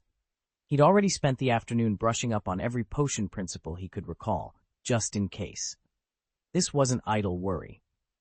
On the original timetable, Gryffindor and Slytherin shared the Friday morning potions slot. But now that Harry Potter had been sorted into Ravenclaw, Snape had quietly reshuffled the schedule, no doubt eager to set eyes on those famous green eyes sooner rather than later. Seated in the dungeon that Friday were not only the offspring of Snape's favorite families, but also Neville Longbottom, another boy caught up in the prophecy. Had Voldemort found Neville first, Lily Potter might still be alive. In the original timeline, Snape despised Neville for that very reason, undermining his confidence at every turn and making his school life a misery. What Snape failed to realize was that Voldemort attacked Harry first, not simply because of prophecy, but because Harry resembled him more. Both were half-bloods, born of a wizard father and a Muggle mother. That evening, Ryan allowed himself a small, satisfied smile. He washed up, climbed into bed, and drifted off to sleep, his mind already racing through every possible question Snape might throw at him in tomorrow's class. Harry woke before dawn, curled up in bed with Arsene Gig's magic potions and elixirs. He read as if possessed, pausing only when Ryan caught his eye across the table in the Great Hall. Harry remembered yesterday's reminder about early starts. It clearly had sunk in. Breakfast was as bland as ever, a steaming bowl of oatmeal porridge, a hunk of bread, and a hard-boiled egg. The only concession to flavor was a small dish of white sugar, which every first year was spooning into their porridge. "Ryan, why are you grinning?" Harry asked, curious. He'd noticed that Ryan's mood always mirrored the quality of the meals here, but this morning something else must be at play. Ryan blinked in surprise. "Why shouldn't I be smiling?" Harry took a moment, then realized the answer himself. Today was Harry's first real lesson with Professor Snape. As a self-confessed fan of the potions master, Ryan had every reason to be excited. Seeing that Ryan wasn't going to elaborate, Harry dropped the subject. He folded up his book, slung his satchel over his shoulder, and followed Ryan out of the hall. They descended a winding staircase into the castle's cold stone dungeons. Just down the corridor lay the potions classroom, tucked between the Slytherin common room and the housemaster's office. Harry paused at the doorway, heart pounding. "I'm so jealous of you," he whispered, bracing himself for whatever awaited inside. Hermione suddenly looked up as they climbed the winding staircase to the dungeons. "You know, it would be wonderful if Professor Flitwick's office were in Ravenclaw Tower." Ron snorted. "What's so wonderful about that? His office is practically right next to mine already. The last thing I need is more stairs." He blinked, cheeks still tinged pink, but managed after a moment to hold a normal conversation without turning red. Neville, trailing behind them, wiped his brow and sighed. "It's a long way down, and going upstairs afterward will be a nightmare." He shifted the tin-plated No. 2 cauldron on his arm, along with a collection of small glass potion vials and a brass balance. Just then, the group reached the heavy wooden door of the potions classroom and stepped inside. The room was enormous, large enough to seat at least 20 students, and it gave off more of an apothecary's vibe than a school laboratory. Along the stone walls, shelves crammed with glass jars held suspended animal specimens of all shapes and sizes. Nearby, a lockable cabinet brimmed with roots, powders, and other potion ingredients in fantastical array. At the front, a wide blackboard stood behind an empty lectern, awaiting Professor Snape's arrival. By the time the Hufflepuff students streamed in, the rigid hush that had settled over the potions classroom thawed. Dudley, lumbering along at the back of the line, felt a sudden rush of confidence. Among these friendly faces, his stout frame didn't seem so out of place. As more Badgers filed in, the room ignited with whispered chatter. Hufflepuff robes rustled as classmates nudged one another and pointed discreetly at Harry and Dudley.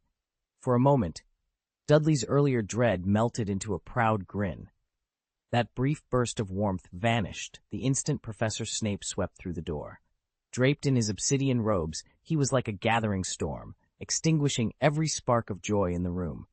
His eyes scanned the students as silence fell so abruptly it might have been conjured.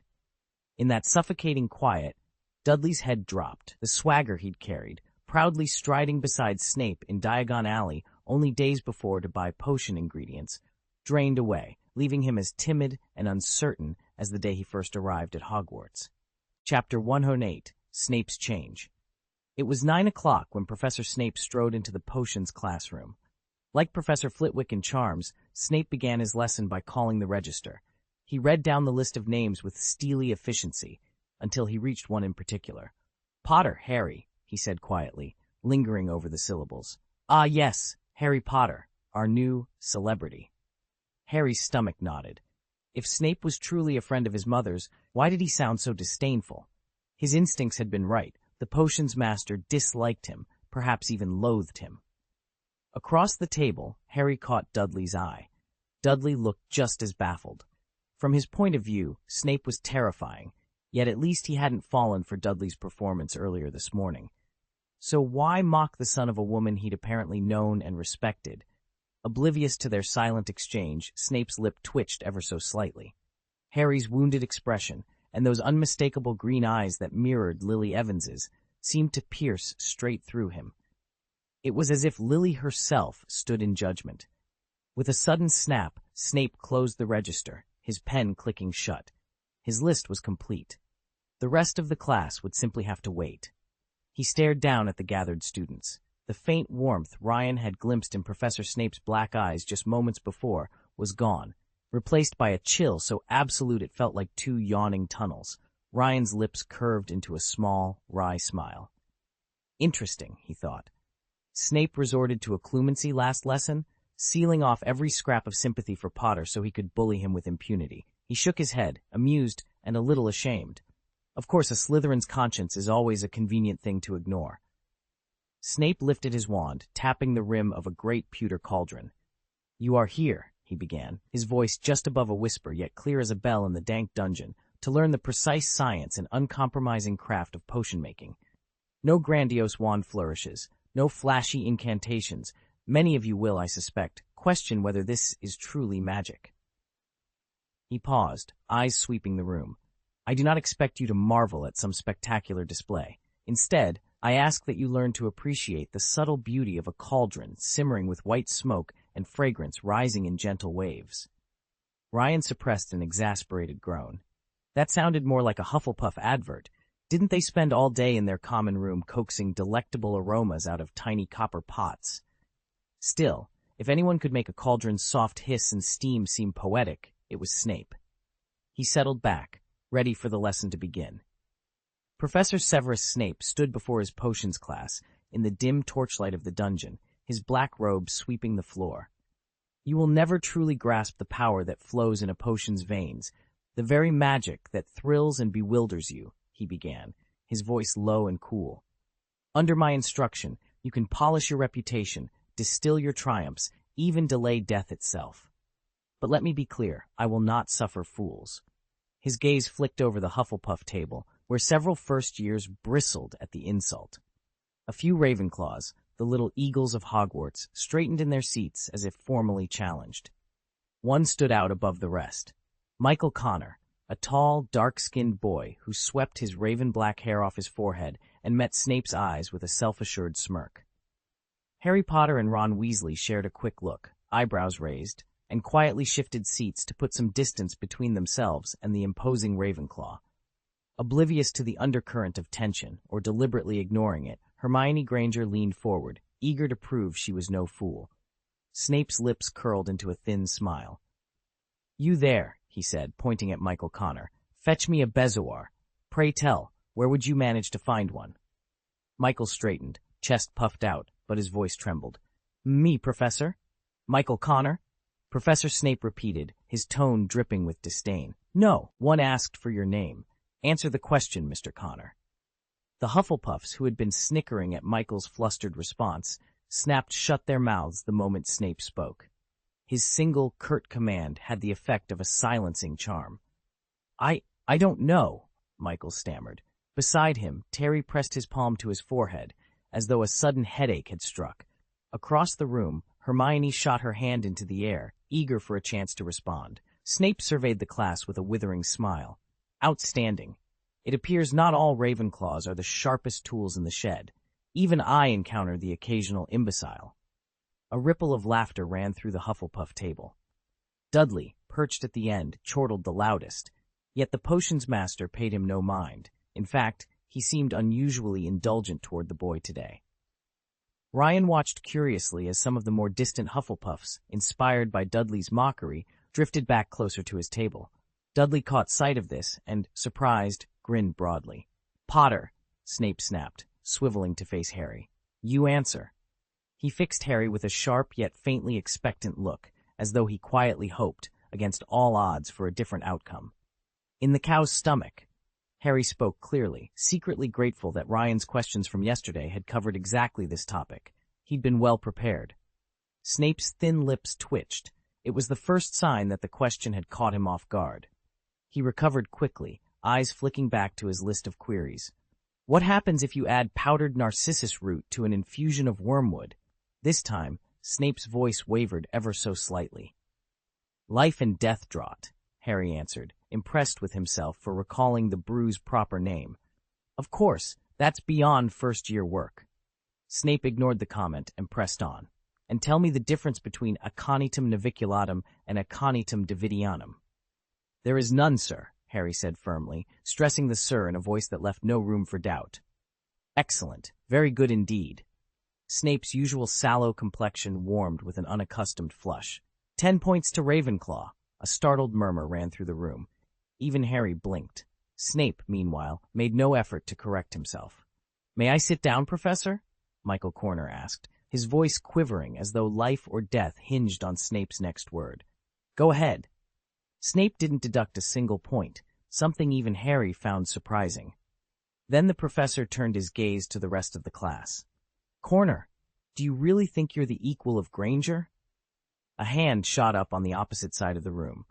"Professor, my notes," Hermione Granger began. Her fingers hovered above the ceiling, as if she could summon ink and parchment from thin air. Snape's expression darkened in an instant. "Granger, put that hand down before you tear the ceiling apart." He tapped his scroll of parchments impatiently. "And while I'm at it, why isn't anyone writing this down?" At that, the classroom erupted into frantic scratching. Quills scratched across parchment, bottles rattled, and students scurried to capture every word of Snape's unexpected and wildly entertaining lecture. The next potions class began with all the usual tension in the dungeon. Though Professor Snape had singled out the Ravenclaws at first, apparently still smarting over Michael's pet eagle, he soon abandoned his focus when a cluster of Hufflepuffs drew his ire instead. With an imperious wave of his wand, he divided the students into pairs and announced the day's task: brewing a scabious scavix potion, a simple cure for scabies. He neatly chalked the ingredients and step-by-step instructions on the blackboard. Fresh nettles, properly trimmed and weighed, powdered centaur root, crushed snake fangs, a dash of saprophoros bean juice, stirring and simmering times. Then, swathed in his black cloak, Snape prowled between the workstations, watching every movement with a disdainful eye. He stood over them as they harvested and measured the nettles, scowled as they ground the fang shards too coarsely, and barked corrections whenever a potion bubbled off color. Under his relentless scrutiny, almost every pair faltered, except 3 students: Ryan Hutchins, Hermione Granger, and Harry Potter.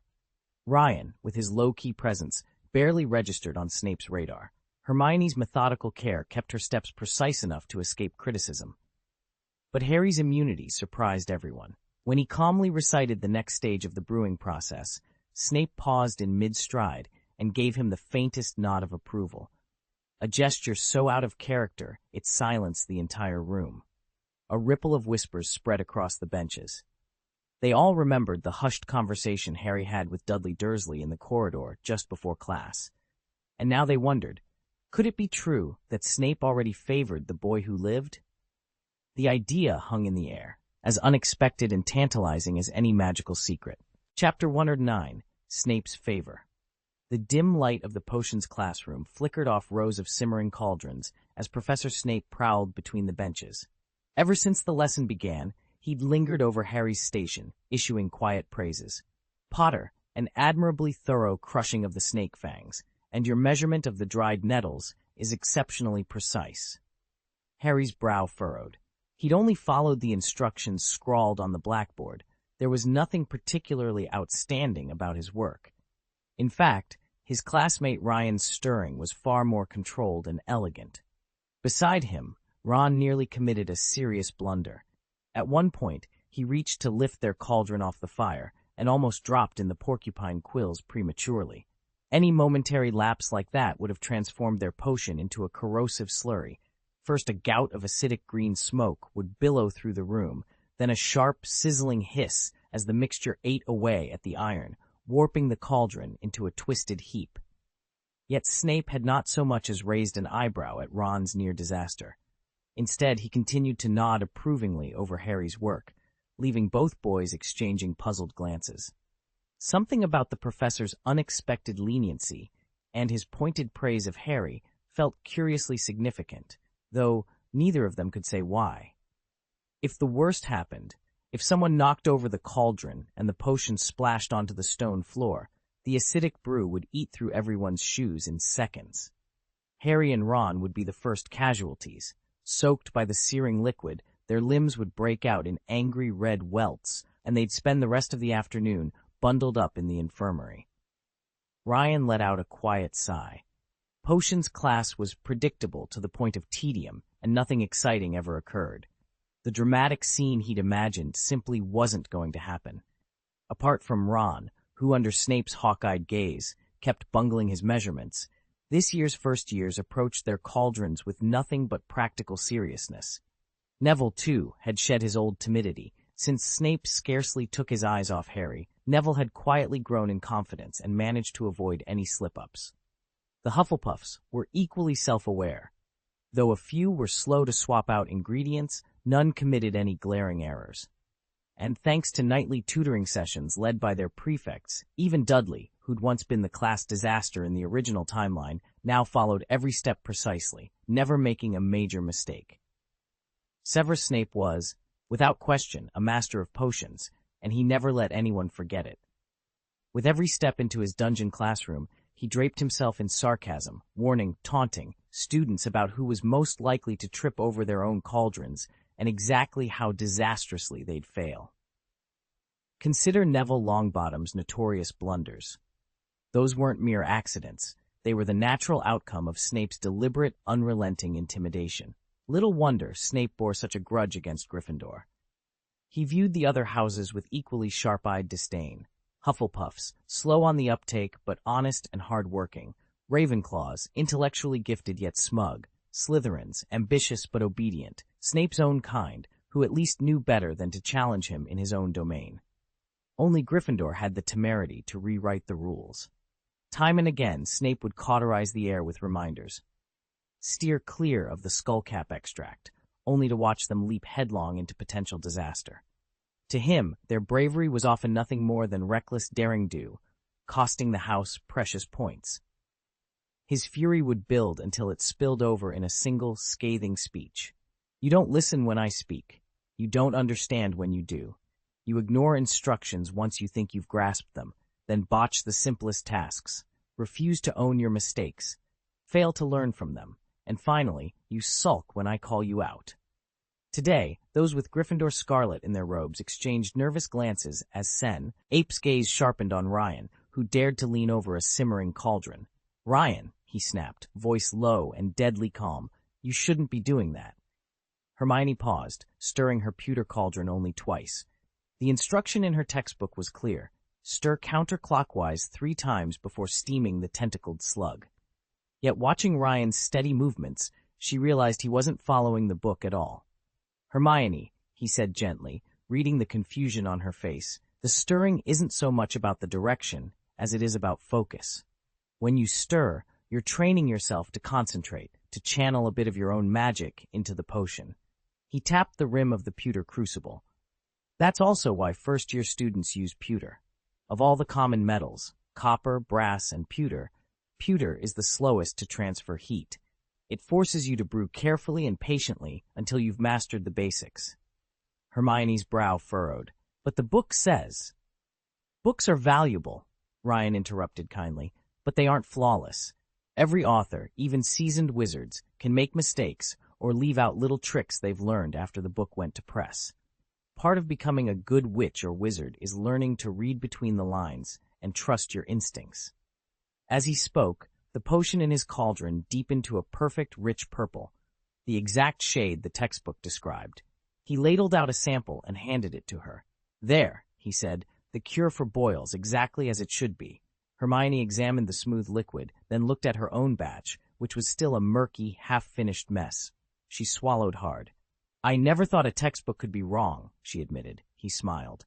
Wizards aren't perfect, and neither are their books. What matters is that we learn, adapt, and grow. Hermione nodded, determination lighting her eyes. She picked up her stirring rod and began again, this time trusting both the book and her own burgeoning magic to guide her. Lily lives inside Harry, watching over him like a silent guardian, her presence woven into a protective spell that keeps him safe from harm. Harry Potter? No. Harry Evans? No. Harry Snape. Severus Snape muttered to himself as he paced the dimly lit corridor. He couldn't quite pin down the boy's surname. What he did know was that a certain caretaker and that infernal cat made his life miserable. Argus Filch was bad enough, but Mrs. Norris was worse. Severus once adored cats, but Mrs. Norris was the exception to every fond memory. Gaunt, dark gray, with bulbous eyes that glowed like lanterns in the shadows, just like her owners. As for her temperament, it mirrored Filch's sour disposition. If a single toe strayed beyond Hogwarts' strict boundaries, Mrs. Norris would slink off in a flash and summon Filch with a single, accusing mew.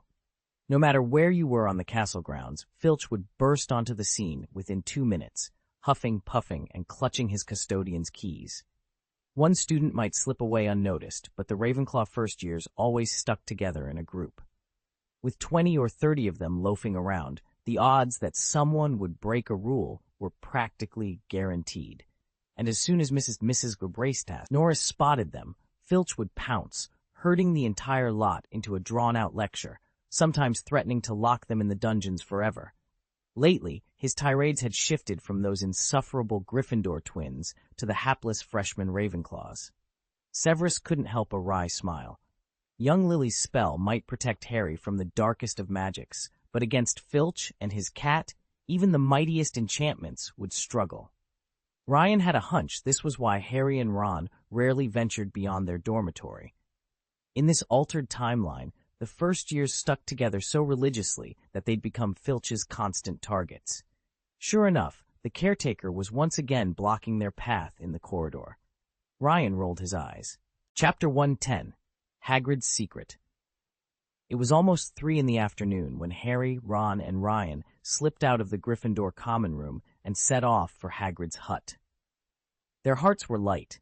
Hagrid had promised to show them something extraordinary today, but the castle's shifting staircases had other plans. After winding their way down from the 6th floor to the 5th, the familiar stone staircase gave an unexpected lurch. The steps reversed course, depositing them in front of a heavy oaken door they didn't recognize. A placard warned that the corridor beyond was off-limits, the entrance to the forbidden 4th floor. "Blast," Ron muttered, stepping back. "We've taken a wrong turn." Before they could retrace their steps, a low hiss echoed down the hallway. Mrs. Norris padded into view, her amber eyes fixed on the trio. Seconds later, Argus Filch appeared, his lantern flickering in his gaunt hand. Well, he snarled. "You 3 in the forbidden corridor, are you? I'll have you locked in the dungeon before sunset."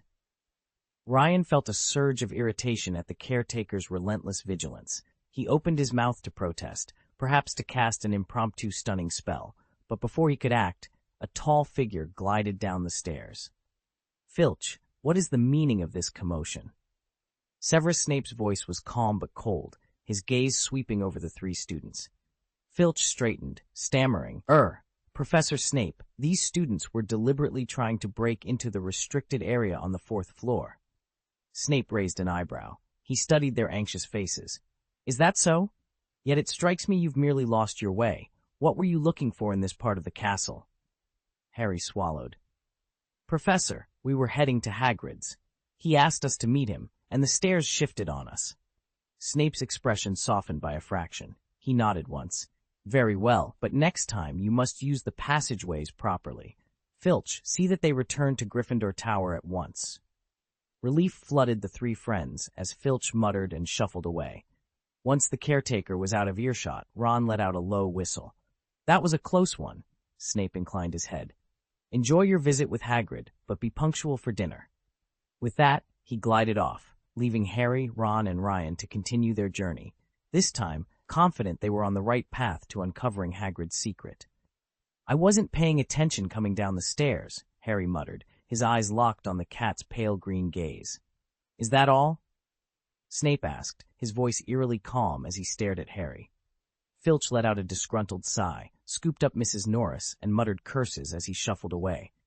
Snape's sallow face showed no trace of satisfaction.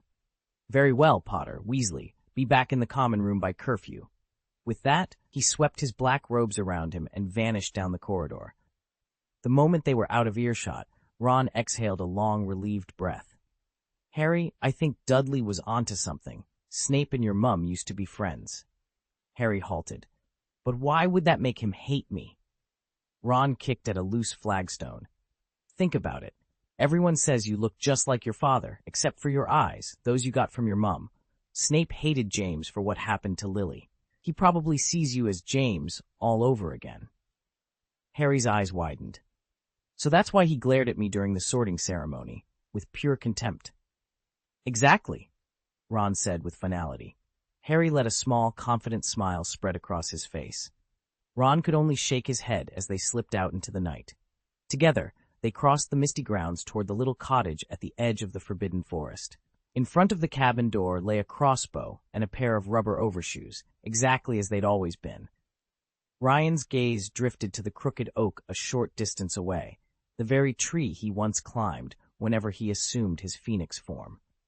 For weeks he'd been poring over every detail of Hagrid's bond with the Forbidden Forest, funneling every insight back into the design of the knee with Smith Castle. Harry raised his hand and knocked firmly on the weathered wood. From inside came the scrape of claws and a few low, anxious barks. Fang, Hagrid's boarhound, was warning off strangers, but Fang's bristling wasn't enough to keep the door shut for long. "Easy, Fang. Back off now," rumbled a voice from within. After a moment's pause, the heavy door cracked open. A tumble of dark hair fell across thick, unruly eyebrows, and a pair of beetle-black eyes peered out. Hagrid himself appeared, one massive hand gripping the collar of his enormous hound, the other pushing the door wider. "All right, come on in," he said, stepping aside. They entered a single, cozy room, redolent of wood smoke and roasting meat. From the low ceiling, hams and pheasants swung gently. A copper kettle sat over a glowing brazier, steam spiraling from its spout, and in the corner stood a sturdy bed draped in a patchwork quilt. Hagrid closed the door, letting Fang settle at his feet, and gave them a welcoming nod. Ryan allowed himself a small smile. It was good to be home. Hagrid unclipped Fang's collar at last, and the great boarhound sprang to his feet. He sidestepped Ryan, bounded over to Ron, and sent him sprawling, then gleefully covered the freckled boy's face in slobber. "See? Not half as fierce as he looks," Hagrid said with a chuckle, brushing his hands on his coat. "You're one of the Weasleys, aren't you?" Little brother of those twins. Ron, hair damp and matted, scrambled up and yanked at his trousers to keep Fang from tugging them off. Meanwhile, Hagrid bustled over to a rough-hewn table, placed a battered kettle on the fire, and began pouring tea into chipped mugs. He arranged 3 rock cakes, so famously tough they could crack teeth, on a wooden platter. "I'm glad you ended up in Ravenclaw, unlike your brothers," he said, handing one to Ron. "I've spent half my life chasing them out of the Forbidden Forest." Just then, Harry stepped forward. "Hagrid, this is Ryan." He reached out and pulled a tall, silent figure from the shadows. Ryan, who'd been busy gnawing on his rock cake as though it were made of sponge cake. Harry's grin was practically a sigh of relief. In his experience, Hagrid's rock cakes were infamous for being harder than dragon scales. Yet Ryan seemed to be enjoying every tooth-jarring bite. Better to die than admit defeat, Ryan thought, and took another confident chew. Harry just shook his head. "Only you, Ryan." Ryan returned the grin. "Harry Potter," he mused, "this place just got a lot more interesting." Hagrid leaned forward, stroking his beard and rubbing his tired eyes. "Sorry, I wasn't paying attention just now," he admitted, taking another bite of the pastry. He chewed thoughtfully. This is good. What's in it?" Ryan grinned. "Beef filling, black pepper, and onions. The dough's what makes it special. Really chewy but light. See how it stretches?" He pinched off a piece and showed Hagrid how it pulled apart. Intrigued, Hagrid prodded, "What's your secret for making it so elastic?" Ryan's eyes lit up. "Well, first you mix the flour with a pinch of salt and—" For the next several minutes, Ryan patiently walked Hagrid through his entire process. Finally, Hagrid sighed in defeat and waved a flour-dusted hand. All right, I'll give it a try." Just then, Hagrid glanced over his shoulder and realized Harry and Ron were still standing at the edge of the clearing. "What's the matter, Harry?" he asked with genuine concern, entirely forgetting that Ron was there too. Ron yelped as Hagrid's big hand swooped toward Harry, nearly knocking him sideways. He scuttled back, clutching his own half-eaten pastry. While Ryan and Hagrid had been chatting, Ron had discovered that if he held the pastry in his mouth long enough for the dough to soften, he could simply fish out the beef filling with his tongue. It was awkward, but it worked. Harry sighed. "Nothing's wrong now," he said, "but just before we found you, Filch caught us wandering around. Blame Mrs. Norris. She led him right to us. He was convinced, said we were breaking into the 4th-floor corridor. If it weren't for Professor Snape showing up at that very moment, we'd have been in detention for sure." Hagrid's bushy eyebrows shot up. "Well, that was lucky then." Harry gave a hollow laugh and failed to notice Fang, Hagrid's huge boarhound, dozing at his feet. Fang's head lolled onto Harry's knee, and a fresh puddle of drool soaked the front of his robe. Harry looked down, aghast, as Ron stifled a guffaw behind him. Hagrid just chuckled. Come on, you two, let's get back before Snape turns up again. Content with their snack and averted troubles, the group headed off into the dusk, Fang trailing loyally behind. Ron, who'd perked up after a sip of tea, nodded vigorously. That old fool, Filch is always on the hunt for trouble. And his cat, Mrs. Norris, she tails me everywhere at Hogwarts. I can't shake her. I'm sure she's under his orders. Hagrid let out a long, drawn sigh. Harry and Ron exchanged satisfied smiles. Though Ron detested Filch, he had to admit the caretaker's complaint had merit. Hagrid's enormous hands and even fatter feet seemed magnetized to breakable things. Vases, windows, even entire doors sometimes, not to mention all the mud he tracked in after a rainy stroll. Filch, as a squib, couldn't use magic to clean up Hagrid's messes. Without enchanted polishes and powerful wizarding cleaning potions, he'd be run ragged. Meanwhile, Hagrid himself wasn't allowed to use magic on school property, so repairs always lagged behind. Abruptly, Hagrid sat bolt upright, eyes wide. Professor Snape, Harry, he helped you?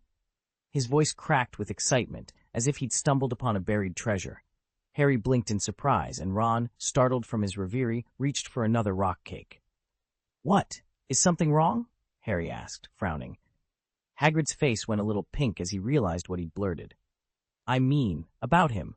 No, that's not what I meant. He scratched his beard and looked utterly sheepish. Harry and Ron exchanged puzzled glances, wondering just what Hagrid was on about. Chapter 111, Ryan's Suspicion. It was precisely 3:25 when Hagrid and Harry found themselves staring at each other in awkward silence. Harry broke it first. Hagrid, what's the matter with Professor Snape helping me? Is he a bad guy? Hagrid waved his huge hand and shook his head so vigorously that Fang, his boarhound, bolted forward and nearly knocked him over. No, Harry. Professor Snape isn't a villain. Harry frowned. Then why did Dudley say Snape was Mum's friend and even knew Aunt Petunia? After potions class, I asked him again. Dudley claimed Snape grew up with Mum and was the first wizard she ever met. Hagrid whistled in surprise. Dudley, you're still talking to that oaf? He glanced down at Fang, who was trying to bury his snout in a chicken drumstick Hagrid held out. Not the best company, I dare say. But to be honest, Harry, until you mentioned it just now, I thought Snape and your mother were only good friends. I had no idea they were childhood sweethearts. Harry's eyes narrowed as he recounted the day's events in the dungeon. He singled me out in class, Hagrid. He kept challenging me at every step. Ah, said Hagrid, rubbing his beard. That's because he probably sees your mum in you more than your dad. Lily was clever, talented with potions, and gentle. That reminds Snape of better times. Harry's face hardened. My dad? You really think Snape doesn't like him? Hagrid sighed. Let's just say your father and Snape didn't see eye to eye at Hogwarts. They had quite the rivalry, but that doesn't mean Snape is out to get you. He's just complicated. Harry nodded slowly, digesting this new perspective.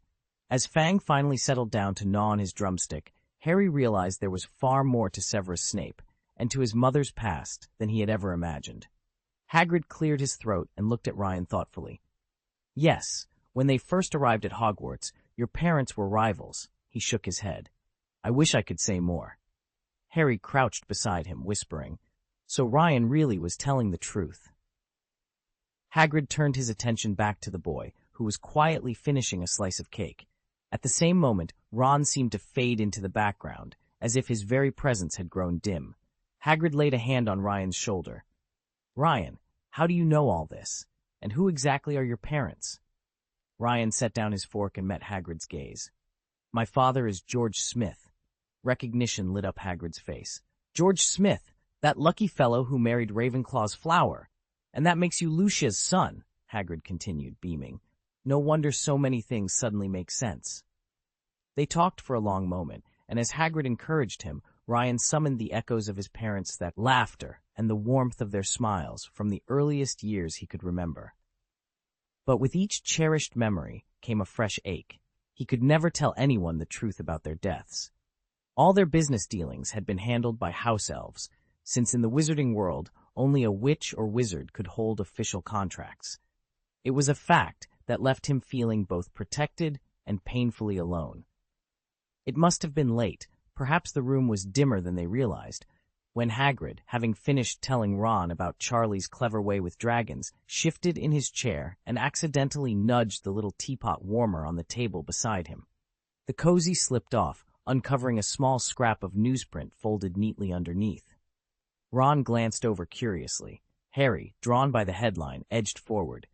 Hagrid picked it up and frowned. "Blimey, where'd this come from?" He unfolded the clipping, revealing a cutting from the Daily Prophet. The investigation into the July 31st break-in at Gringotts continues.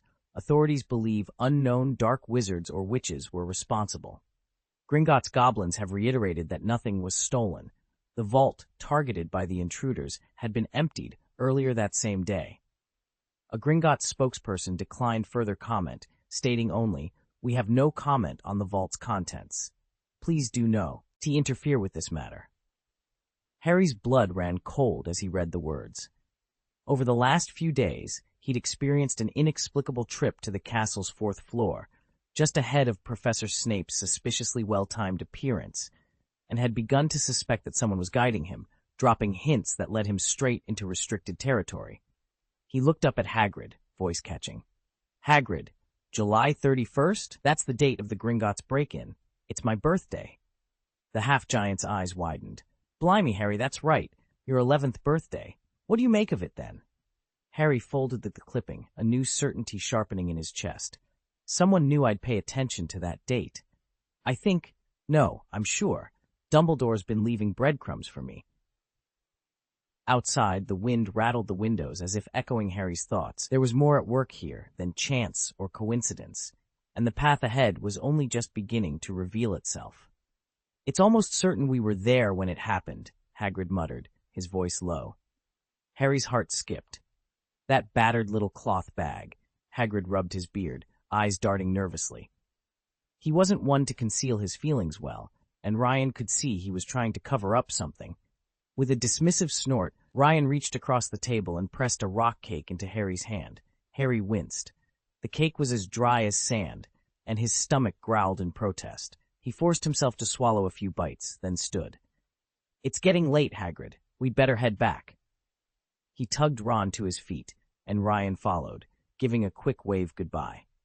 Even as they left, Hagrid made sure to stuff more rock cakes into their coat pockets, his version of a parting gift. By the time they reached the castle, the hall was filling for the 6 o'clock dinner. Harry and Ron quietly handed their extra cakes to Ryan, who accepted them with a grateful grin. Once they were seated and the chatter around them rose, Ron leaned in.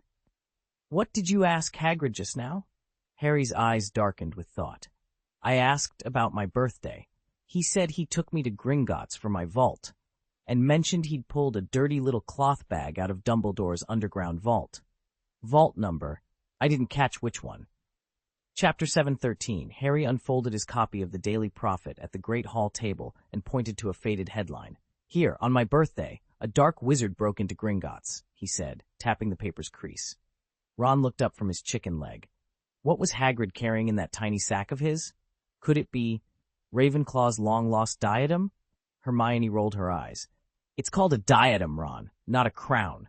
"Semantics," Ron muttered, oblivious to the curious glances from nearby tables. "A magical circlet that grants wisdom sounds perfect for someone like me." From a couple of seats over, Terry Boot leaned forward. "Ravenclaw's diadem? I thought it vanished centuries ago along with Rowena Ravenclaw herself. No one's ever found a clue." Lisa Dupin chimed in. "They say it's a silver headpiece, etched with runes, and it magnifies the wearer's intelligence." Hermione gave Ron a pointed look. "And such an extraordinary artifact would be exactly the kind of thing dark wizards would hunt for." Ron glared at her. "How did you overhear me?" Harry sighed. "Ron, you're being loud." Just then Penelope Clearwater, the Ravenclaw prefect, appeared at their table. She leaned over and discreetly pinched Ron's arm. "If you really want to see it," she murmured, "I can show you the diadem in our common room." Ron's eyes lit up. "What? Only prefects know where it is? Come on, Pen. Promise, I'll keep it secret." Hermione quickly laid a hand on his wrist. "Ronald, behave yourself." Hermione hooked her thumb over the rim of her goblet and leveled a teasing stare at Ron. "Honestly, Ron, I'm beginning to wonder if you really belong in Ravenclaw." Ron flushed in mock indignation, but before he could reply, Hermione tilted her chin toward the statue at the far end of the great hall. Marble light caught the cressa, T on its head, the Ravenclaw diadem. "See that?" she pressed on, voice hushed so only their table could hear. "There's an inscription at its base. Excellence of mind is the greatest treasure of humankind." A ripple of agreement ran through the surrounding students. One by one, they murmured, "That's right," then returned to their meals, leaving Ron with nothing but a grudging smile. Later that evening, Ryan slipped through a hidden door in the castle's east wing and descended into Smith Castle's alchemy workshop. Lantern light danced off shelves cluttered with curious devices, artifacts crafted by generations of Smith alchemists. He paused in the center of the room, heart pounding. Now that he'd finally decided which relic to retrieve, there was only one thing left to do: complete the ritual that would set his plan in motion. Chapter 112, Ritual of Escape.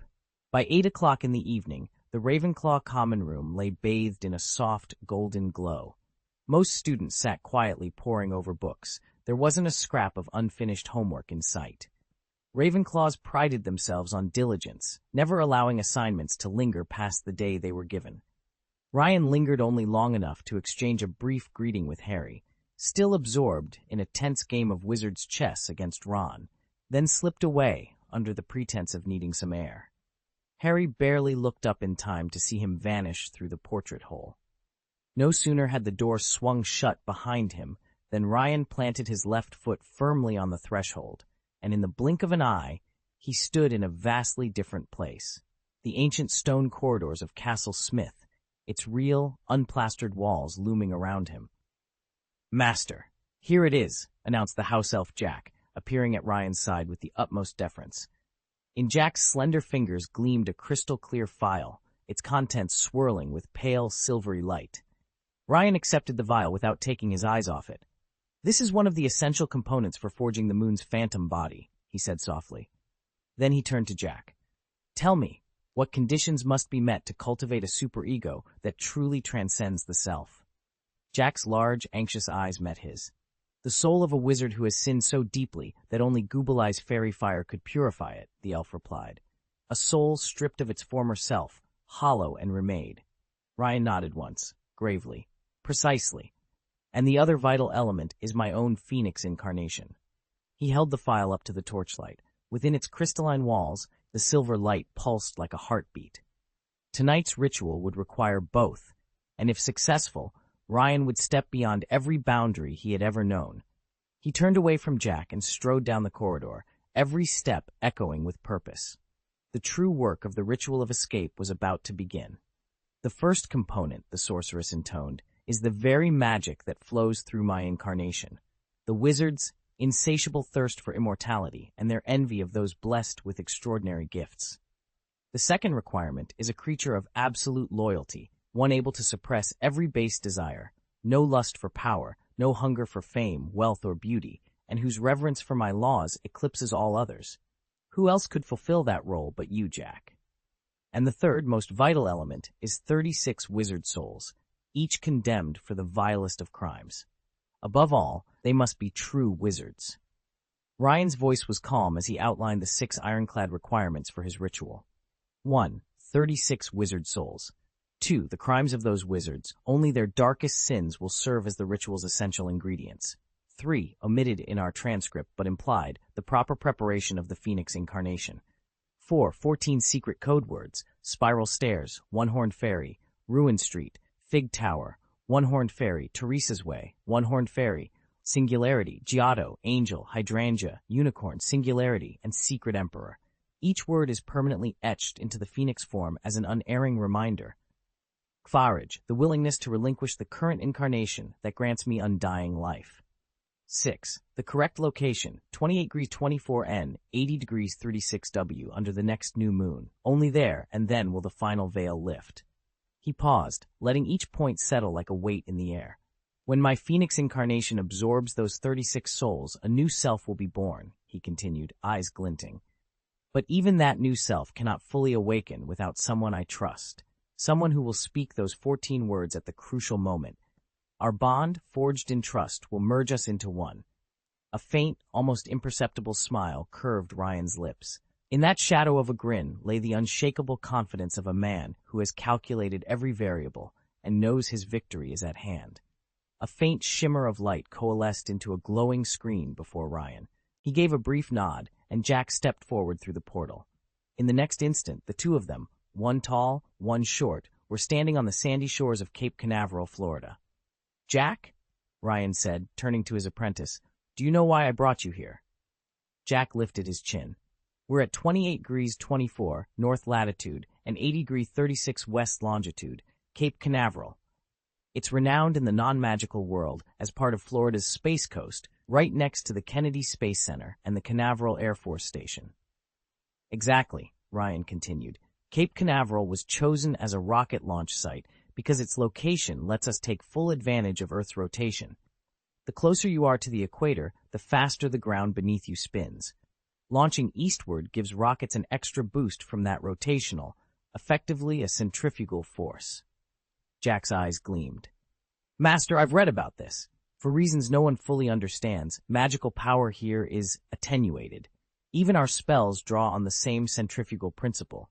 We need that extra rotational energy to fuel our more ambitious charms." Ryan smiled, satisfied. "Then let's make the most of it."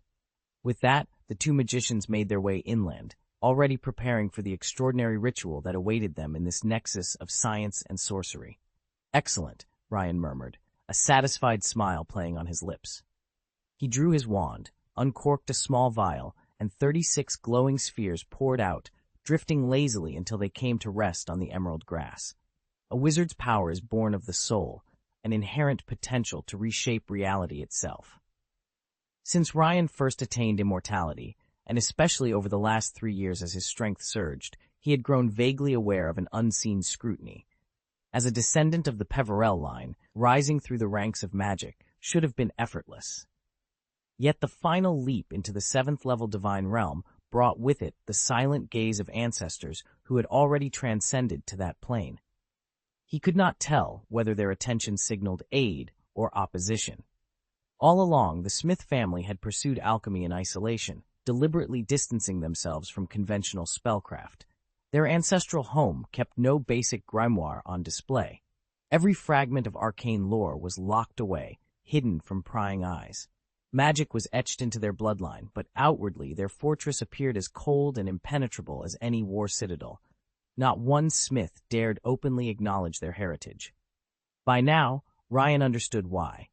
Unless he confronted this legacy, he would remain a 6th-level wizard forever, forced to rely on the Phoenix's gift of survival, but barred from true advancement. To break through that final barrier, he'd need to challenge the will of those long-gone masters and claim his rightful place among the gods. Maybe someday, by harnessing arcane plugins, one could unlock countless potent level 6 skills, and perhaps even stand face-to-face with the gods themselves. Such an ambition would befit royalty, bold, dangerous, and teetering on the brink of disaster. Yet in the quiet of his study, Ryan's mind settled on a single truth. The magic of the Phoenix, embodying freedom and transcendence, held the key. Here and now, in this very chamber, he could use a wizard's soul as the catalyst to forge a brand new, untraceable wizard identity, a fresh vessel brimming with power, unburdened by any past. Ryan closed his eyes and drew in a steady breath. When he opened them again, the handsome young man who had been there a moment ago had vanished. In his place stood a creature of breathtaking majesty, a phoenix more splendid and formidable than any in legend. A crystalline, song-like trill filled the air as Jack, seated cross-legged on the stone floor, whispered 14 ancient passcodes. The space before them rippled, and from the void emerged the Lord God in all his radiance. Simultaneously, the real Smith Castle materialized around them, its towers spiraling upward, its walls carved from ivory stone. Cape Canaveral, impossibly, flickered out of existence for a heartbeat, as if displaced by a greater miracle. At the castle's sudden arrival, every human and wizard present was struck by a collective amnesia. This place simply slipped from their minds, as though it had never existed. From the radiant phoenix's feathers erupted a sacred flame, casting dancing lights across the ramparts. 36 luminous souls, drawn to the fire, revolved around the creature in perfect unison. 36, a A complete circle of 360 degrees marked the turning of time itself, a symbol that their journey around the world had only just begun. Under the new moon's pale light, the black birds circled endlessly above the obsidian ring etched into the earth. One by one, flames ignited along the circumference, each flicker born of a sacrificed soul, until the last ember sputtered. Then, as the moon's first sliver crested the horizon, a shaft of silver light pierced the darkness, and in its glow, a blurred, radiant figure materialized at the very center of the circle. This being was regal and ancient. His features were carved with timeless dignity, his skin inscribed with strange, luminous sigils that hinted at a creator god's majesty. The sheer force emanating from him pressed upon the land like a suffocating weight. Even from afar, the air seemed to scorch beneath his gaze.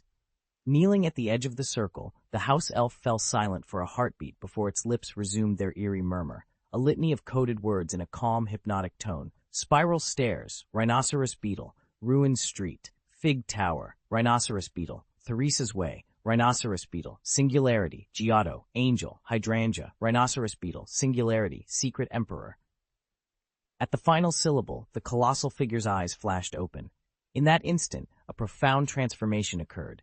The titan before them was truly awake. Beneath the crescent moon, the figure solidified into the form of a young man, naked, impossibly handsome, his skin aglow with a silver sheen.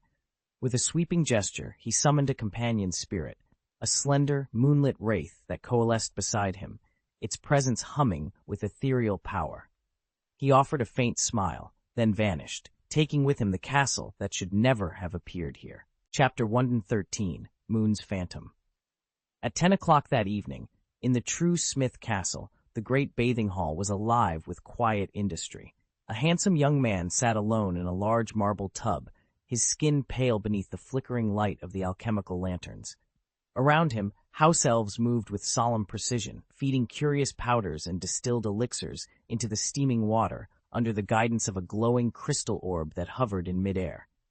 Above them, fitted into the vaulted ceiling like a false sky, a new moon emerged from shadow, its silvery light spilling down in a perfect circle. The bathwater hissed and churned, sending wisps of steam curling into the vaulted chamber. The young man, Ryan, held himself still, cross-legged in the center of the tub. The moonlight seemed to turn his skin to living jade, translucent and pure. Yet as the ritual progressed, fine cracks began spidering across his jade-like flesh. Neither the house elves nor the Lord God, who watched impassively from the room's highest gallery, uttered so much as a whisper. The mixture of the unseen substance in the water and the moon's pristine magic fused into sparkling rays of light. They burst outward from the rune-shaped fissures on Ryan's body, dancing like liquid moonbeams before disappearing into the ether. Then, with a sound like distant thunder, the brilliant green of his skin drained away, leaving behind the dull gray of stone, as if an ancient statue, unearthed from a forgotten tomb, had come to life only to turn back into dust. About 15 minutes later, the painted moon on the vaulted ceiling began to glow, its pale light coalescing into a radiant orb that shot straight toward the stone effigy in the bath. Boom! The statue trembled violently, as though ancient shackles had finally snapped. In that instant, a blinding brilliance filled the chamber. Every house elf and every alchemical apparatus dissolved into nothingness. From the shattered statue arose a new magic, transcendent, supremely holy and powerful, unfolding outward like a spider's web of light. Beneath its glow, the blades of grass at their feet shimmered. The false stars painted overhead took on a soft, living pulse. Even the mermaids enameled on the walls seemed to stir with awareness, turning their eyes toward their maker for the first time. The strain proved too much for the stone effigy. Cracks spidered across its surface until it fractured into countless motes of luminescence. A fierce wind burst from the broken pedestal, carrying those glowing fragments into the minds and hearts of every living creature, imprinting their innocent souls with sparks of this newborn divinity. Amid the swirling radiance, Ryan's consciousness reassembled itself. His body was gone, yet the little chamber of stone had transformed into an unrecognizable realm of pure magic. Astonishingly, that otherworldly expanse was, in fact, his new form. Ryan felt something that should have been nothing more than his soul assume a tangible, powerful form. One moment he stood in a bizarre, alien landscape.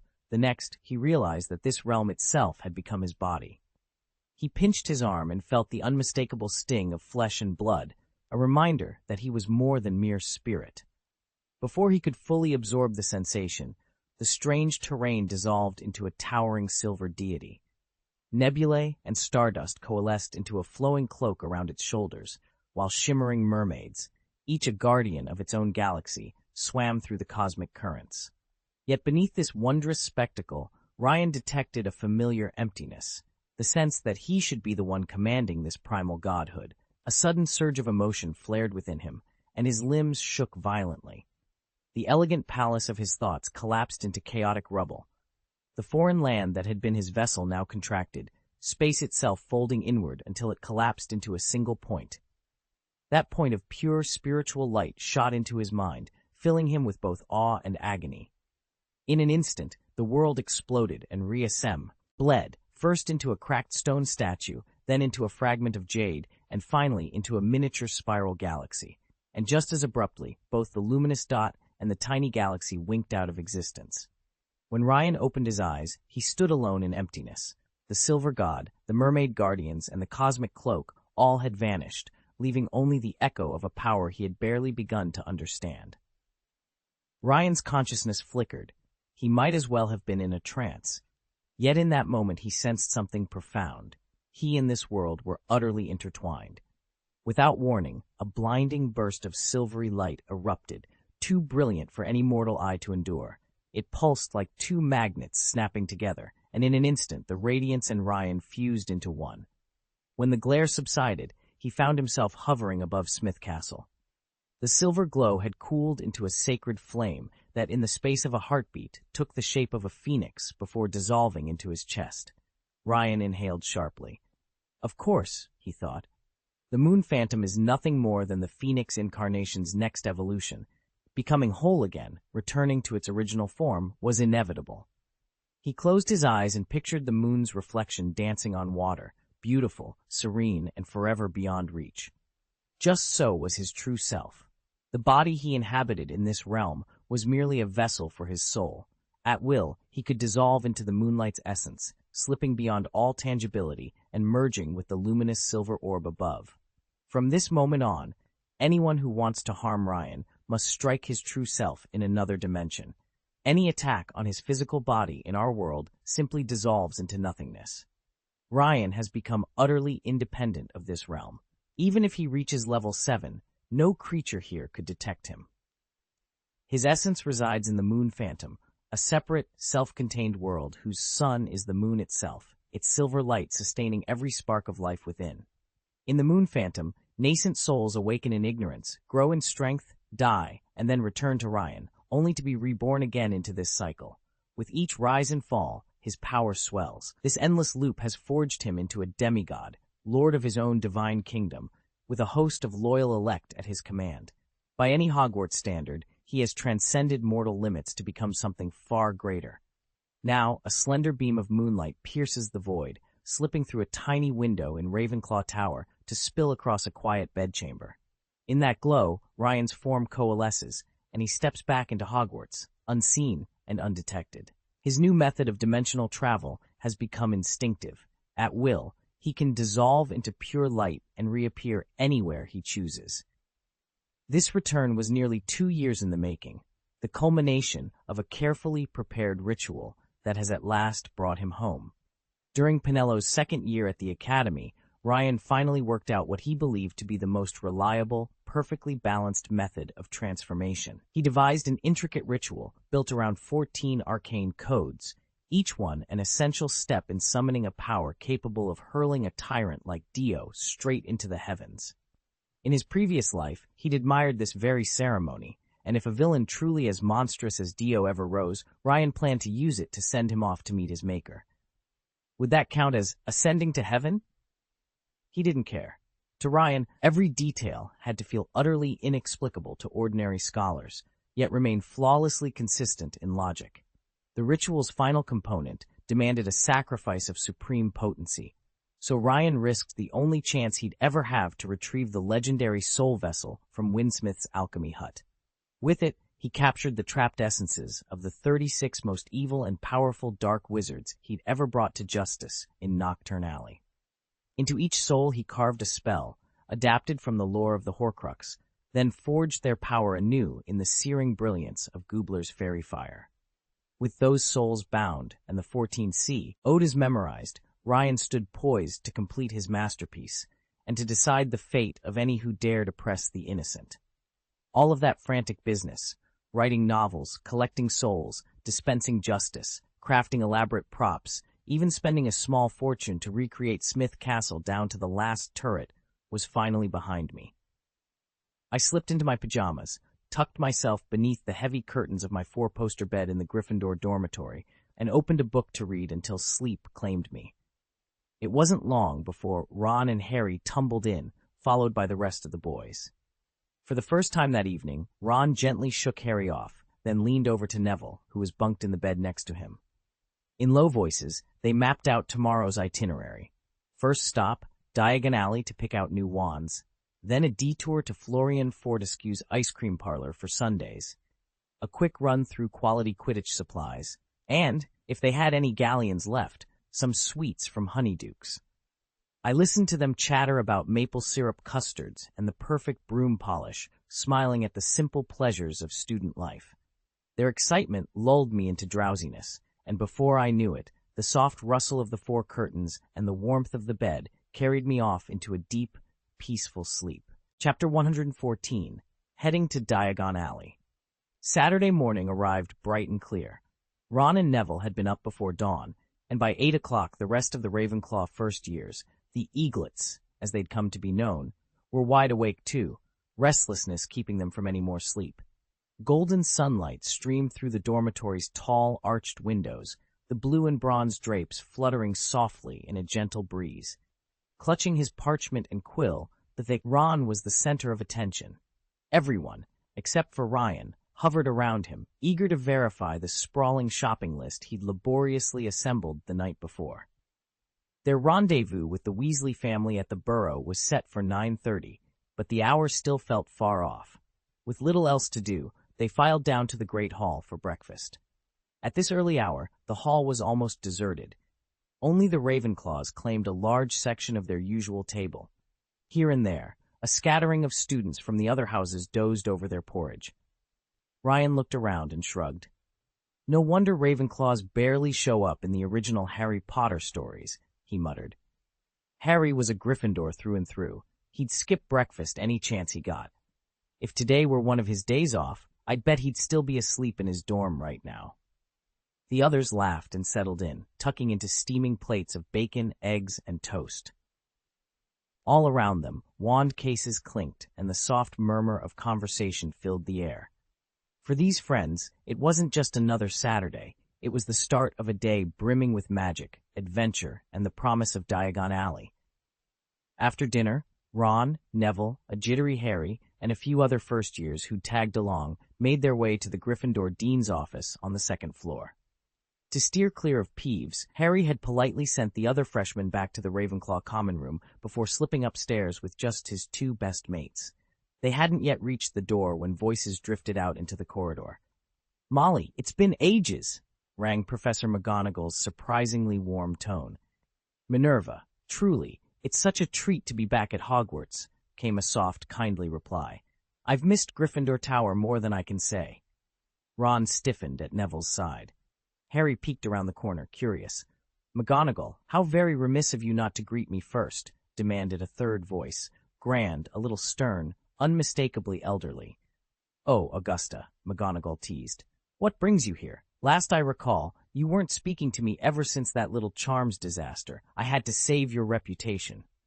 "Minerva, Molly is here. You shouldn't be so familiar," the older voice snapped. Neville's eyes went wide, his jaw dropped. Harry and Ron exchanged startled looks. Who exactly had come back to Hogwarts, and why was Neville's grandmother making such a scene? Professor McGonagall stepped to the door and tapped it with her wand. "Come in, you lot," she called, and with a long creak the heavy oak swung open. Neville shifted from foot to foot, his fingers twisting together. Ron's cheeks flared red, and Harry shifted uncomfortably. Ryan hovered in midair like a pale wraith, chin cupped in his hands, watching the scene unfold with a knowing gleam in his eye. A small cluster of Ravenclaw first-years, Michael, Terry, Anthony, and the others who had hoped to accompany them to Diagon Alley, peered in and, sensing the tension, quietly slipped away. McGonagall fixed Harry with a stern look. "Harry, are you bringing your friend here? You know who that is, don't you? Peeves is no ordinary house spirit." Before she could add more, Harry rushed forward. "Professor, I only wanted to ask if we could all go together." "Oh, I'm sure that's perfectly fine," interrupted a warm voice. Molly Weasley stood beside McGonagall, beaming. Ron's eyes widened in relief and delight. His mother had just saved the day. McGonagall cleared her throat and gave Molly a pointed look. "Molly, I'm afraid it's not that simple. It could end in chaos. Mr. Potter has not been granted permis scion to leave Hogwarts." "Those are the rules," Professor McGonagall said evenly, her arms folded across her chest. "Potter, I've given my instructions. You'd better go back to the common room and get some rest. Or, if you like, you can spend your free day wandering Hogwarts." Neville and Ron stood by in awkward silence, but before anyone else could speak, a sharp voice cut in. "Minerva, you're being impossibly stubborn." The elderly woman with the oversized handbag glowered at the professor. She was Neville's grandmother, and she looked every bit as formidable as Neville insisted she was. "Why won't you listen to me and Molly? We're only taking a child to Diagon Alley." "Mrs. Longbottom," McGonagall replied evenly, "the only reason a student flew off campus was when Voldemort himself broke into Gringotts. Potter had no pressing business elsewhere." Harry spoke up hastily. "I only went temporarily. I'm sorry. I promise I won't do it again." Before the tension could ease, the portrait hole burst open. Fred and George Weasley tumbled in, closely followed by their older brother Percy. "Mom, it's not fair," Fred called. "We weren't given permission to go to Diagon Alley either." "Honestly, you two," Mrs. Weasley said from the foot of the stairs, hands on her hips. "I told you. No permission. No trip. Fred, George, stop causing trouble." Percy scowled. "Last I checked, you two were bullying a first year." George clamped a hand over Percy's mouth, and Fred added, "Shh, Perce. Let Mom decide." Mrs. Weasley sighed. "Enough. I'll sort this out later. For now, back downstairs, all of you. Class starts in 10 minutes. Dejected Fred, George, and Percy trudged away, while McGonagall offered Harry a small, relieved smile. The dispute was over, for the time being at least. "That's the Malfoy brat," George snarled, and Ryan couldn't hide his surprise. So it really had been George who'd given Draco Malfoy a proper comeuppance that afternoon. Only Percy had barged in and spoiled the fun. What a pity. And no, Ryan hadn't sensed George through any magical sixth sense. He simply noticed that of the two twins, Fred was always the first to speak, and in the original timeline, Fred had also been the first to die. "Mom, it's getting late," Fred announced, looping an arm through George's. "We'll head off now. You and Harry can follow when you're ready." Like a pair of bewitched bludgers, the twins slipped past a scowling Molly Weasley just as she reached out to drag them back. They nudged Percy and Harry aside, made a jog for the portrait hole, and in less than a minute their flaming hair had disappeared around the corner. "Honestly, those two," Molly muttered, stamping a foot so hard the teacup on the table rattled. Across from her, Neville Longbottom's grandmother peered over her knitting. "Neville, dear, what have you got there?"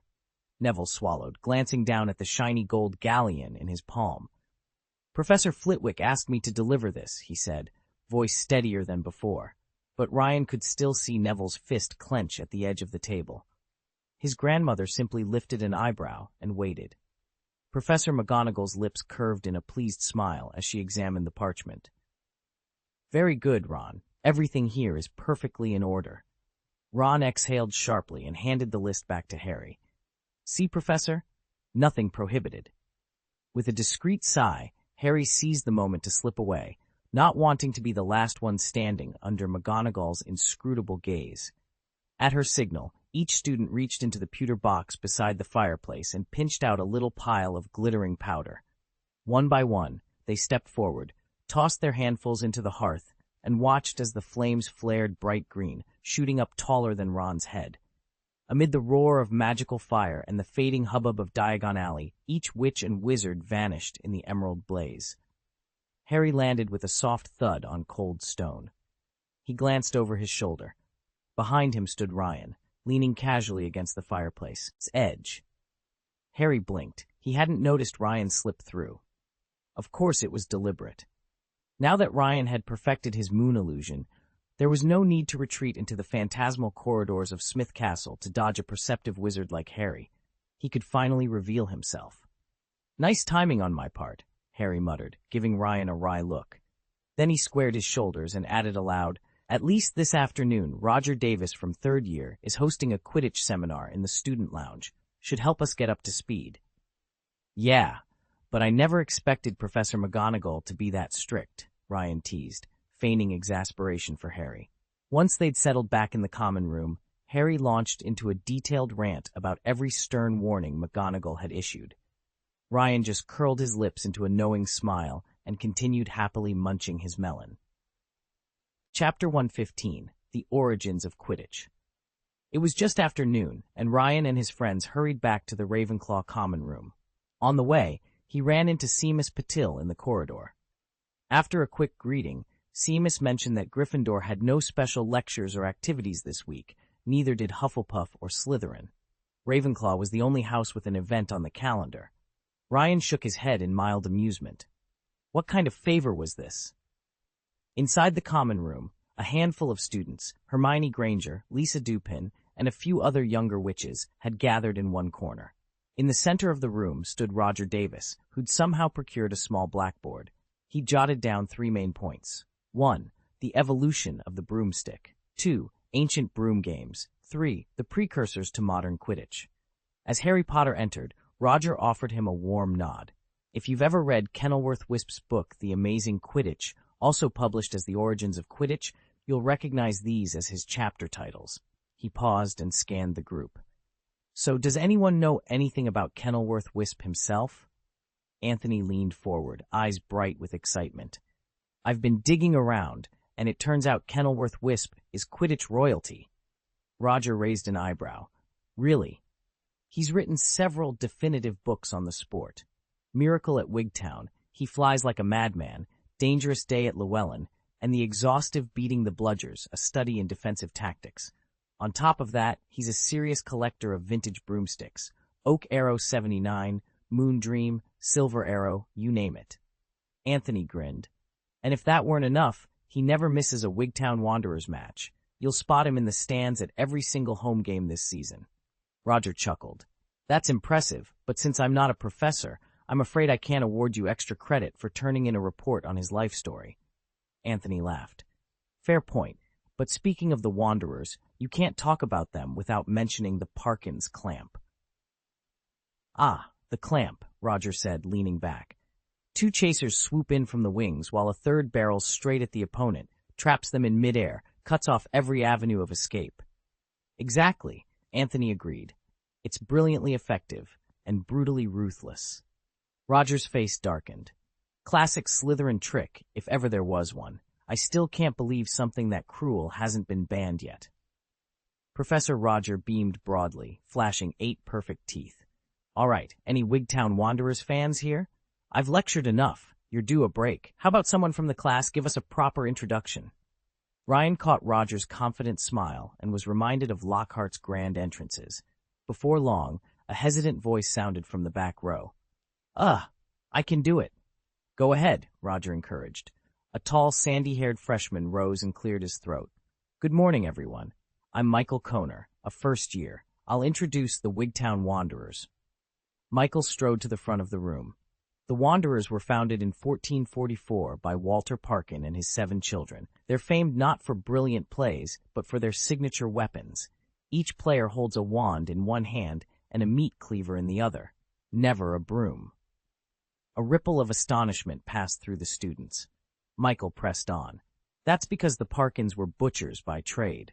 Though the team has since welcomed non-family members, Parkin Wizards have remained at its core. He paused, letting the fact sink in. To honor their origins, the Wanderers still wear blood-red robes, each emblazoned with a gleaming silver cleaver over the heart. Applause broke out around the room as Michael returned to his seat. Roger rose, clapping enthusiastically. Excellent work, Michael. Very informative. Now, let's shift gears and explore today's main topic, the evolution of the broomstick.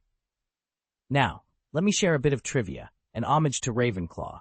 European witches and wizards were flying broomsticks as early as 962 BC, and every magical house Ehold boasted at least one. Our Eastern counterparts, by contrast, favor flying carpets and sometimes even broomless alternatives like enchanted buckets, chairs, or bathtubs. Here in the West, though, we stick with brooms. They're discreet, portable, and inexpensive. Roger leaned forward, a knowing smile on his face.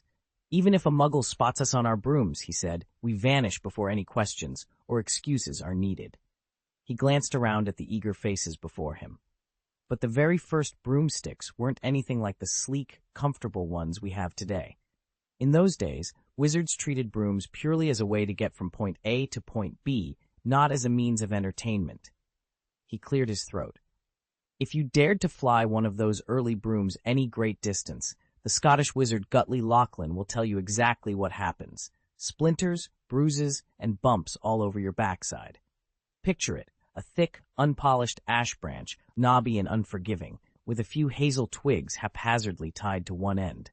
There was no question of straddling it as we do now. Most wizards sat sideways, clutching the handle like a hiking staff.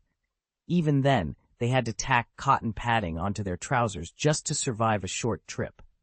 At this, a ripple of sympathetic groans went through the younger students, many of whom had only ever toyed with miniature practice brooms. Roger grinned at their reactions. So what transformed the broomstick from a painful necessity into a comfortable ride fit for sport and leisure? That, he said, leaning in as if sharing a secret, is a tale you'll definitely want to hear. Professor Roger tapped his quill against his parchment and surveyed the room. All right, class, what spells did early wizards use to enchant their broomsticks? Kevin Entwistle, who sat at the back and rarely joined discussions, spoke up first. They were extremely basic, he said. The broom simply propelled itself forward at a single fixed speed. No rising, no falling, no hovering, just straight ahead. Exactly, Roger replied with a nod. What advancement came next? Terry Boot straightened in her seat. After the statute of secrecy was passed, wizards started padding their broom handles. They wove comfortable cushions directly into the wood so riders could fly longer without soreness. Around that same time, flying carpets also began to gain popularity. Very good, Roger smiled. There's one more name you all need to remember. Elio Smith. He invented the cushioning charm that allowed brooms to retain their sleek, aerodynamic shape while still offering a soft, padded grip. He paused, letting the students jot down Smith's name before moving on to the next lesson. Professor Roger leaned against his desk, addressing the class with animated enthusiasm. Because broomsticks are openly visible to Muggle neighbors, in stark contrast to things like flying carpets, they've never faced a blanket ban by the Ministry of Magic. That very conspicuousness is what allowed Quidditch to emerge and flourish under the statute of secrecy. But in my view, he continued, no single innovation is more iconic than the modern broomstick itself. Yet the game as we know it truly owes its systematic rules and widespread popularity to the Sweep Broom Company, founded in 1926 by the three Allerton brothers, Bob, Bill, and Barnaby. Prior to their efforts, elite models such as the Oak Arrow 79, the Moon Dream, and the Silver Arrow were remarkable brooms, but handcrafted, bespoke items available only to a privileged few. It wasn't until Sweep Broom Co. pioneered reliable, mass-produced competition brooms that clubs everywhere could field entire teams on equal footing. He paused for effect, then grinned broadly. And let me be absolutely clear. Any claims of innovation by the later Comet Trading Company or the Nimbus Tournament Broom Company are gross exaggerations. Those outfits simply borrowed, then cheapened, the Allertons' breakthroughs. With that, Professor Roger handed out several crisp pamphlets titled The Origin of Quidditch to the students who had answered questions. Before anyone could tuck them into their satchels, he called out, "Remember, these are library copies. Please return them promptly." A chorus of, "Yes, Professor," echoed through the classroom as the lesson continued. Harry, who hadn't said a word, found himself handed a copy as well. At last, the seminar drew to a close. though, if they needed more time, they'd meet again after dinner. Chapter 100: Ryan's Discovery. By 4:30 in the afternoon, Harry was settled in Hogwarts' library with The Origins of Quidditch, a hefty volume Roger had just sent his way. Roger hovered at the edge of the table, glancing anxiously toward Madame Pince. "I've already told her who's borrowed this book," he kept murmuring. "It technically belongs to me, but feel free to read it. Just be sure you return it by semester's end." With that, he popped his head around a nearby bookshelf and startled Harry before drifting off down the stack's aisle. The moment Roger was out of earshot, Harry muttered to himself, "Isn't Roger Davis only a third-year chaser? How did he end up as captain?" His whispered question proved provocative. A cluster of older students, none of whom Harry had ever met, swooped in. "Exactly. He's only in year 3. Our Captain Johnny must have been blind to tap him for the role. And that old comet broom is ancient. Nimbus is where it's at." At the next table, Ryan lounged in his chair, arms folded behind his head, watching the group with mild amusement. All this Quidditch drama struck him as endlessly entertaining. To Ryan, the wizarding world's stubborn insistence on broomsticks, despite the existence of sleeker flying aids, only underscored their conservatism. And that, he thought, made the sport's rich, tangled history all the more fascinating. Even under the strict statute of secrecy, wizards and witches still prefer to fly on broomsticks, and they're not overly concerned about accidentally bringing down Muggle airplanes. Their solution is simple. Cast a disillusionment charm in midair and claim it's only to keep ground-level Muggles from spotting them. From below, a passing broom looks like nothing more than a fleeting blur in the night sky, just a trick of the light or a momentary lapse in one's vision. But anyone unfortunate enough to be on the plane itself can't ignore the consequences. The broom's magical magnetic field can interfere with avionics, even causing a jet to lose control. Ryan may be a time traveler, but he's also a thoroughly British-born wizard, and here that carries weight. No matter the invention or its purpose, wizards cling to the original, time-honored designs. Flying contraptions began as simple brooms, so brooms they remain. It's amusing, too, to consider that Harry might never have guessed Quidditch is no longer an arcane word among Muggles. The game's name has already seeped into the non-magical world, proof that even the strictest secrecy can't keep every enchantment under wraps.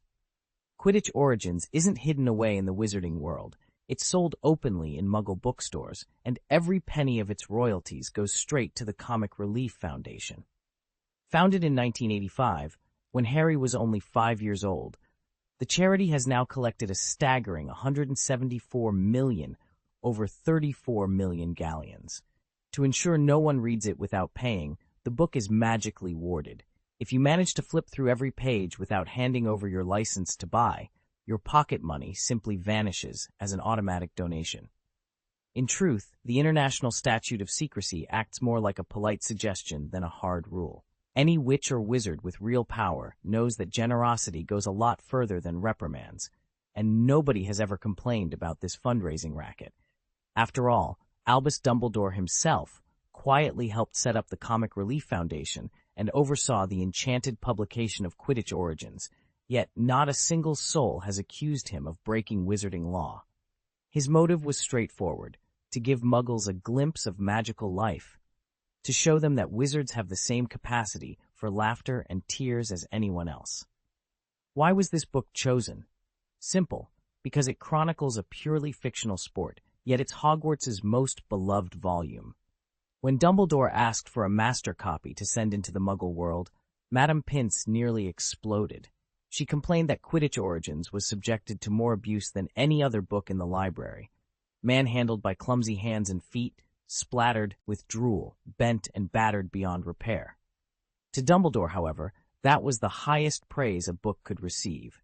So he designated Quidditch Origins as the master copy, and then stripped out a few of its defensive spells, rendering it perfectly ordinary. With those protections gone, anyone who scribbles on its pages will find their doodles springing to life, whizzing around their head and bonking them on the skull. Ryan shook his head at the thought. This world never ceased to amaze him. Once he'd neutralized every imminent threat, he began noticing the little oddities he'd overlooked before. For example, in Muggle public libraries, entire shelves were devoted to books about the wizarding world, priced and shelved alongside science fiction and fantasy. The strangeness of it all was indescribable. Only a time traveler like him could truly appreciate how delightful and absurd reality can be. For those born into this world, odd facts like these are as commonplace as flowers in bloom or trees in the wood. The upperclassman who'd been griping about Roger Davies beside Harry had drifted off, probably to bother someone else, and Ryan, bored, dropped onto the bench next to Harry and picked up the book he'd been reading. There really are so few wizards who can fly? No wonder the author thinks this way, Ryan mused. In this universe, unlike in the movies, no one, not even seventh-year students, has ever developed a spell to propel themselves through the air in human form without some kind of apparatus. Aside from Voldemort and Snape, the only witches and wizards who ever take to the skies are those animagi capable of transforming into winged creatures. Yet from another angle, this book does more harm than good. Its author may be a Quidditch specialist, but to flatly declare at the outset that no one has ever invented a flying spell is short-sighted. If Hermione ever got her hands on these pages, she'd be furious, and probably sniff out any mistakes the instant she saw them. Turning the page, Ryan leaned over to show Harry the next section, eager to see what other surprising claims awaited. In countless magical tomes, authors routinely step beyond their own fields, prefacing their work with half-baked theories, that no witch or wizard can ever truly return from death, that taking a life irreparably pollutes the soul, or that some spells are so corrupt they must be outlawed forever. It's little wonder that, in the original timeline, Hermione outright dismissed the Elder Wand and the Resurrection Stone. Her prodigious memory had calcified into rigid dogma. If she hadn't read it in a book, it simply didn't exist. And yet, was there really never a spell for flight? In the dawn of magic, wizards were close to divine. To hover or soar was second nature, an instinct as innate as breathing. They never bothered to write down an incantation. Why would they, when future sorcerers would be every bit as powerful? Now, by contrast, we rely on carefully enunciated words and precise wand movements just to lift ourselves off the ground. Have our limbs grown so feeble? Magic is the art of the impossible. The very first lesson is to believe that anything can be done. You may not be able to fly today, but that's no reason to rule it out tomorrow. Ryan, what's wrong? Harry asked, frowning at his friend's sudden tension. Ryan's jaw tightened. He ducked his head for a moment, gathering himself, then looked up, eyes blazing. Nothing's wrong, he said, then paused, voice low. Or maybe I am wrong. Are you really saying there's no flying spell? They stared at each other in the hush of the library, each waiting to see who would blink first. Definitely not, Hermione insisted, her cheeks coloring as she stole a glance at Ryan, her secret crush. It's in all the textbooks. No one's ever invented a spell that lets you fly unaided. Ryan leaned back casually. Maybe it's just not practical. If you tried to fly under your own power, you'd tire quickly and never get very far. Harry frowned. But the levitation charm lifts heavy objects easily. Why shouldn't it work on us? Ryan's eyes sparkled. I'll show you. Let's give it a try. Before either of them could protest, a gentle force pulsed outward from Ryan. Hermione and Harry cried out in surprise as they were swept off their feet and launched skyward. In the blink of an eye, they found themselves drifting above the turrets and spires of Hogwarts, suspended in an endless sea of clouds. Hermione's voice trembled. Ryan, what have you done? Just a little demonstration, he said with a confident smile. Magic can do anything if you believe it can. The stars wheeled overhead for a heartbeat, and then, as suddenly as it began, the sensation vanished. Hermione and Harry landed back in the Gryffindor common room, breathless and trembling, as though they'd never left. Harry brushed his finger against the air and felt a faint dampness, evidence, unmistakable, that they had truly flown among the clouds. Chapter 117, Ryan's Secret. It was 5:30 p.m. in the Ravenclaw common room. Harry and Hermione sat side by side, their cheeks flushed and breaths coming too fast. They wanted to ask about what had just happened, but every time they tried to speak, only hesitant noises escaped. Ryan leaned back in his armchair, eyes amused. You don't need to say it aloud, he projected into their minds. Just think your questions, and I'll answer. Harry's mind raced. Ryan, how are you flying? Could you even take us with you? He sent, astonished. He wasn't the uneducated muggle-born the original story made him out to be. He knew flying without a broom was no ordinary student's gift. If this was real, even Dumbledore might not manage it. Hermione recovered enough to protest. But the books say, Hermione, do you remember what I told you in potions class? Ryan asked in her thoughts. She paused. Oh, right. Books are written by wizards, but no wizard is perfect. Mistakes happen. Yes, she thought back, excitement flickering in her eyes. Harry pressed on. So, what spell is this? Ryan grinned. Have you two ever heard of terror tours? Harry and Hermione exchanged puzzled glances. Neither had. Terror Tours is a wizarding travel agency at 59 Diagon Alley, Ryan explained telepathically. They arrange far-flung journeys, no broom required. Hermione perched on the edge of the sofa in the Gryffindor common room, her brow furrowed as she reread the brightly colored pamphlet in her hands.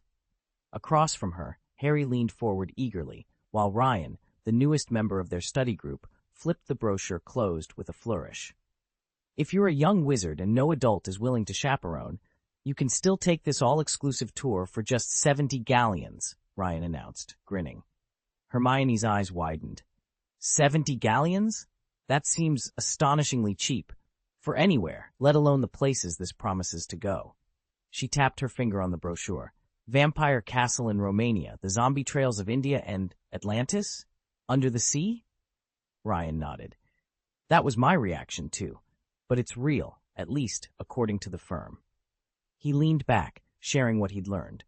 Apparently, a clandestine community of wizards settled in a city deep beneath the Bermuda Triangle. They didn't want to be bound by the International Statute of Wizarding Secrecy, yet they swore never to harm muggles, or do anything rash like conquer them. Harry frowned. But how do they stay hidden? And how do you leave once you go? That's where it gets fascinating, Ryan said. They stumbled across the ruins of Poseidon's city, the one the legends say the sea god founded. With the help of merpeople, they restored the palace, built new living quarters in the coral catacombs, and made it their home. They call it New Atlantis. Hermione's skepticism softened into curiosity. So they live underwater? You meet mermaids and mermen in the corridors? Ryan chuckled. Merpeople oversee the outer reefs and guide deliveries of enchanted supplies. Inside, the city is entirely self-sufficient. The wizards grow kelp-based crops in glowing underwater greenhouses. They even have thermal vents warmed by magic. Harry's eyes lit up. That sounds incredible, but are they students? Teachers? No classrooms, Ryan explained. Everyone practices magic at their own pace, experimenting, researching. They consider themselves guardians of the ocean's mysteries. It's all governed by a magical covenant, in effect, a binding contract inscribed in each wizard's memory. If you ever decide to leave, the covenant erases the location from your mind, prevents you from revealing any secrets, and then permits your safe return to the surface world. Hermione tapped her chin thoughtfully. So the covenant respects your freedom to go, but safeguards their secrecy. Exactly. Ryan leaned forward, conspiratorial. No one's coerced into staying. You sign the covenant willingly, and you can depart whenever you want. But once you leave, you forget everything about New Atlantis, except for a vague sense of awe, like waking from a dream. Harry stared at the brochure again. 70 galleons for vampire nests, zombie-infested jungles, and a hidden city beneath the waves. I can't believe it. Hermione closed her eyes, letting the imagery sink in. It sounds magical. Maybe too good to be true. Ryan smiled. That's what I thought, but I've already sent in my deposit. Harry and Hermione exchanged a glance. In the flickering firelight, the possibilities of such an adventure danced before their eyes. Underground crypts, haunted ruins, the pulse of magic in uncharted depths. The world of wizardry, it seemed, held more secrets than they ever dreamed, and for 70 galleons, they might just discover them. Hermione frowned, turning to Ryan. Then why don't they simply spread this contract everywhere? If everyone bound themselves to it, there'd be no more war in the world. In their shared mental space, Ryan's reply was gentle but firm. The contract's magic is tied to the human heart. It has its limits. Not every witch or wizard dreams of a peaceful, restrained life. Many will hesitate, or even reject the idea outright, and the more people who doubt it, the more its power unravels. Lane, sitting nearby, echoed the thought in his own mind. True peace can't rest on a single spell or pact. It needs education, laws, and steady governance to endure. Hermione glanced back at Ryan. By the way, did you actually learn that magic at Atlantis? Ryan grinned. I did, yes, and I'm heading back there next weekend. Are you coming? Absolutely, Hermione said without hesitation. Harry nodded in agreement. Around 6 o'clock that evening, Ron and Neville burst into the Gryffindor common room, their steps light with excitement and both carrying bulky parcels. Ron, finally, Terry Boot called out, pushing himself up from a nearby armchair. I was about to storm the Great Hall myself if dinner didn't arrive soon. Ron laughed as he set his package on the low table. You'll have time to eat, Terry. But first, Harry, check this out. He carefully peeled back the wrapping to reveal a gleaming new wand. 14 inches, willow with a unicorn hair core. With a proud flourish, he handed the wand to Harry. Be gentle with it. It's perfect. Harry received the wand reverently, turning its smooth shaft between his fingers. Around them, the common room buzzed with anticipation for the adventures and mysteries ahead. Neville turned his wand over in his hand, astonished. Mine's cherry wood, with unicorn hair. 11 inches long, just like Harry's and yours, Ryan. Ryan raised an eyebrow. He hadn't expected Neville to notice his wand so quickly, but it was a curious coincidence. The prophecy named 3 children, and all 3 carried 11-inch wands. Harry gave a resigned sigh as he examined Ron's. Ron, yours is massive, 14 inches. That's only 2 inches shorter than Hagrid's. He wasn't aware that most wands measured between 9 and 14 inches. Anything shorter than 9 or longer than 14 suggested unusual power, and often unpredictable flaws. Ryan thought of his late father, George Smith.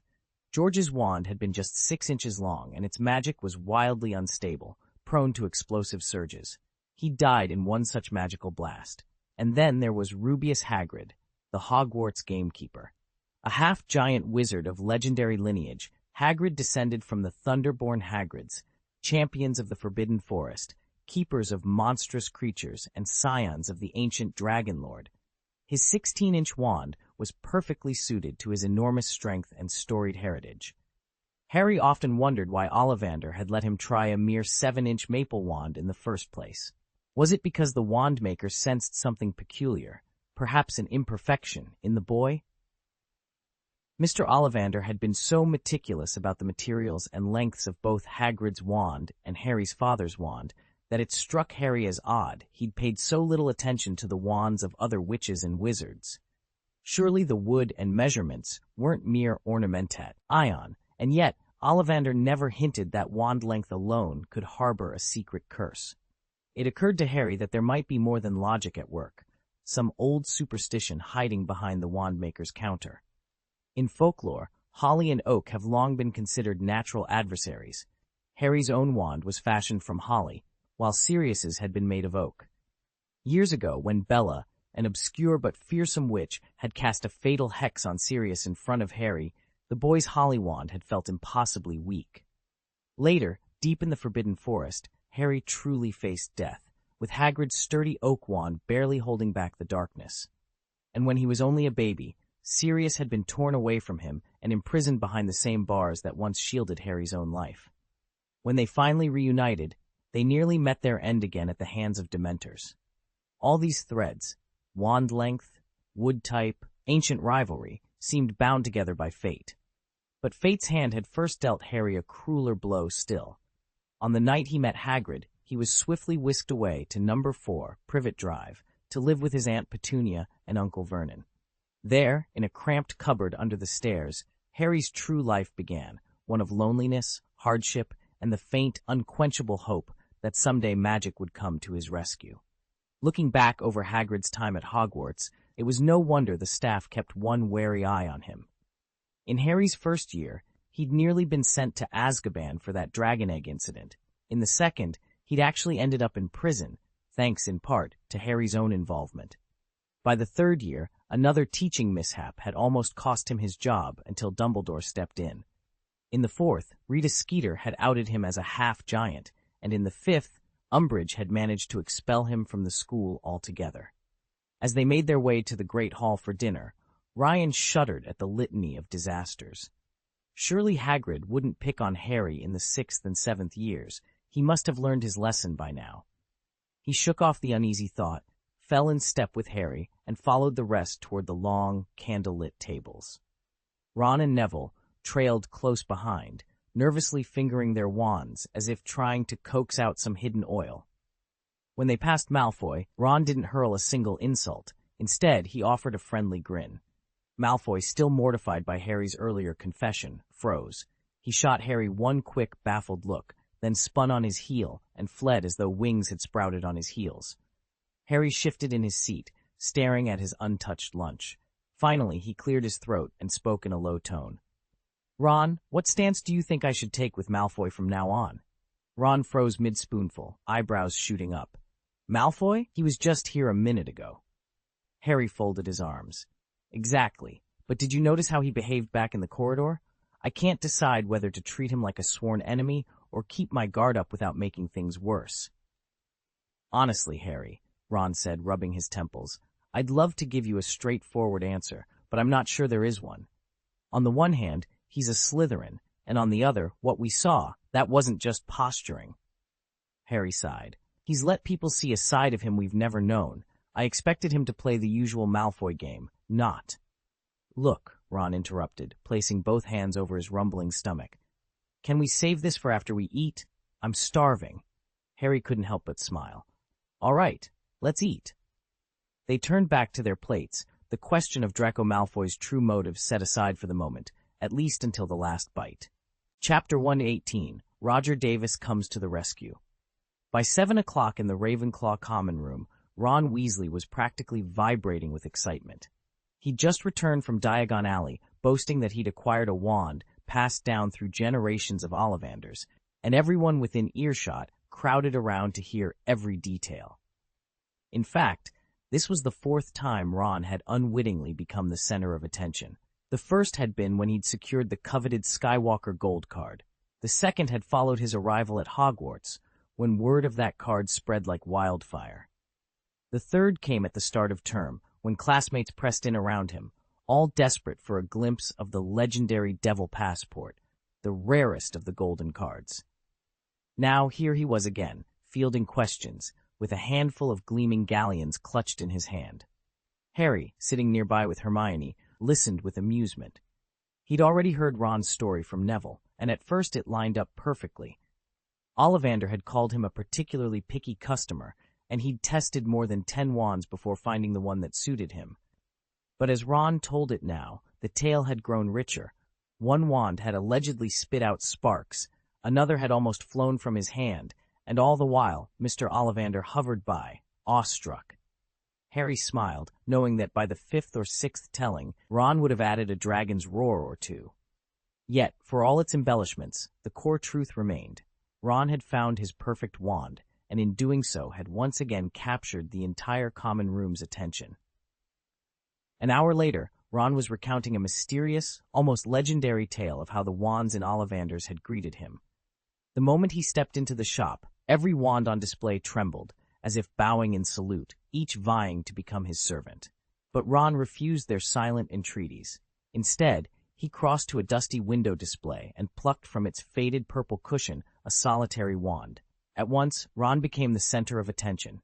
A crowd of Ravenclaw students, ever curious about wands, gathered around him, eager to inspect this ancient artifact. After all, Ron's own 14-inch willow wand with a unicorn hair core looked almost identical to the one he held. Whispers rippled through the onlookers. Many had seen that very wand before, though none dared claim it.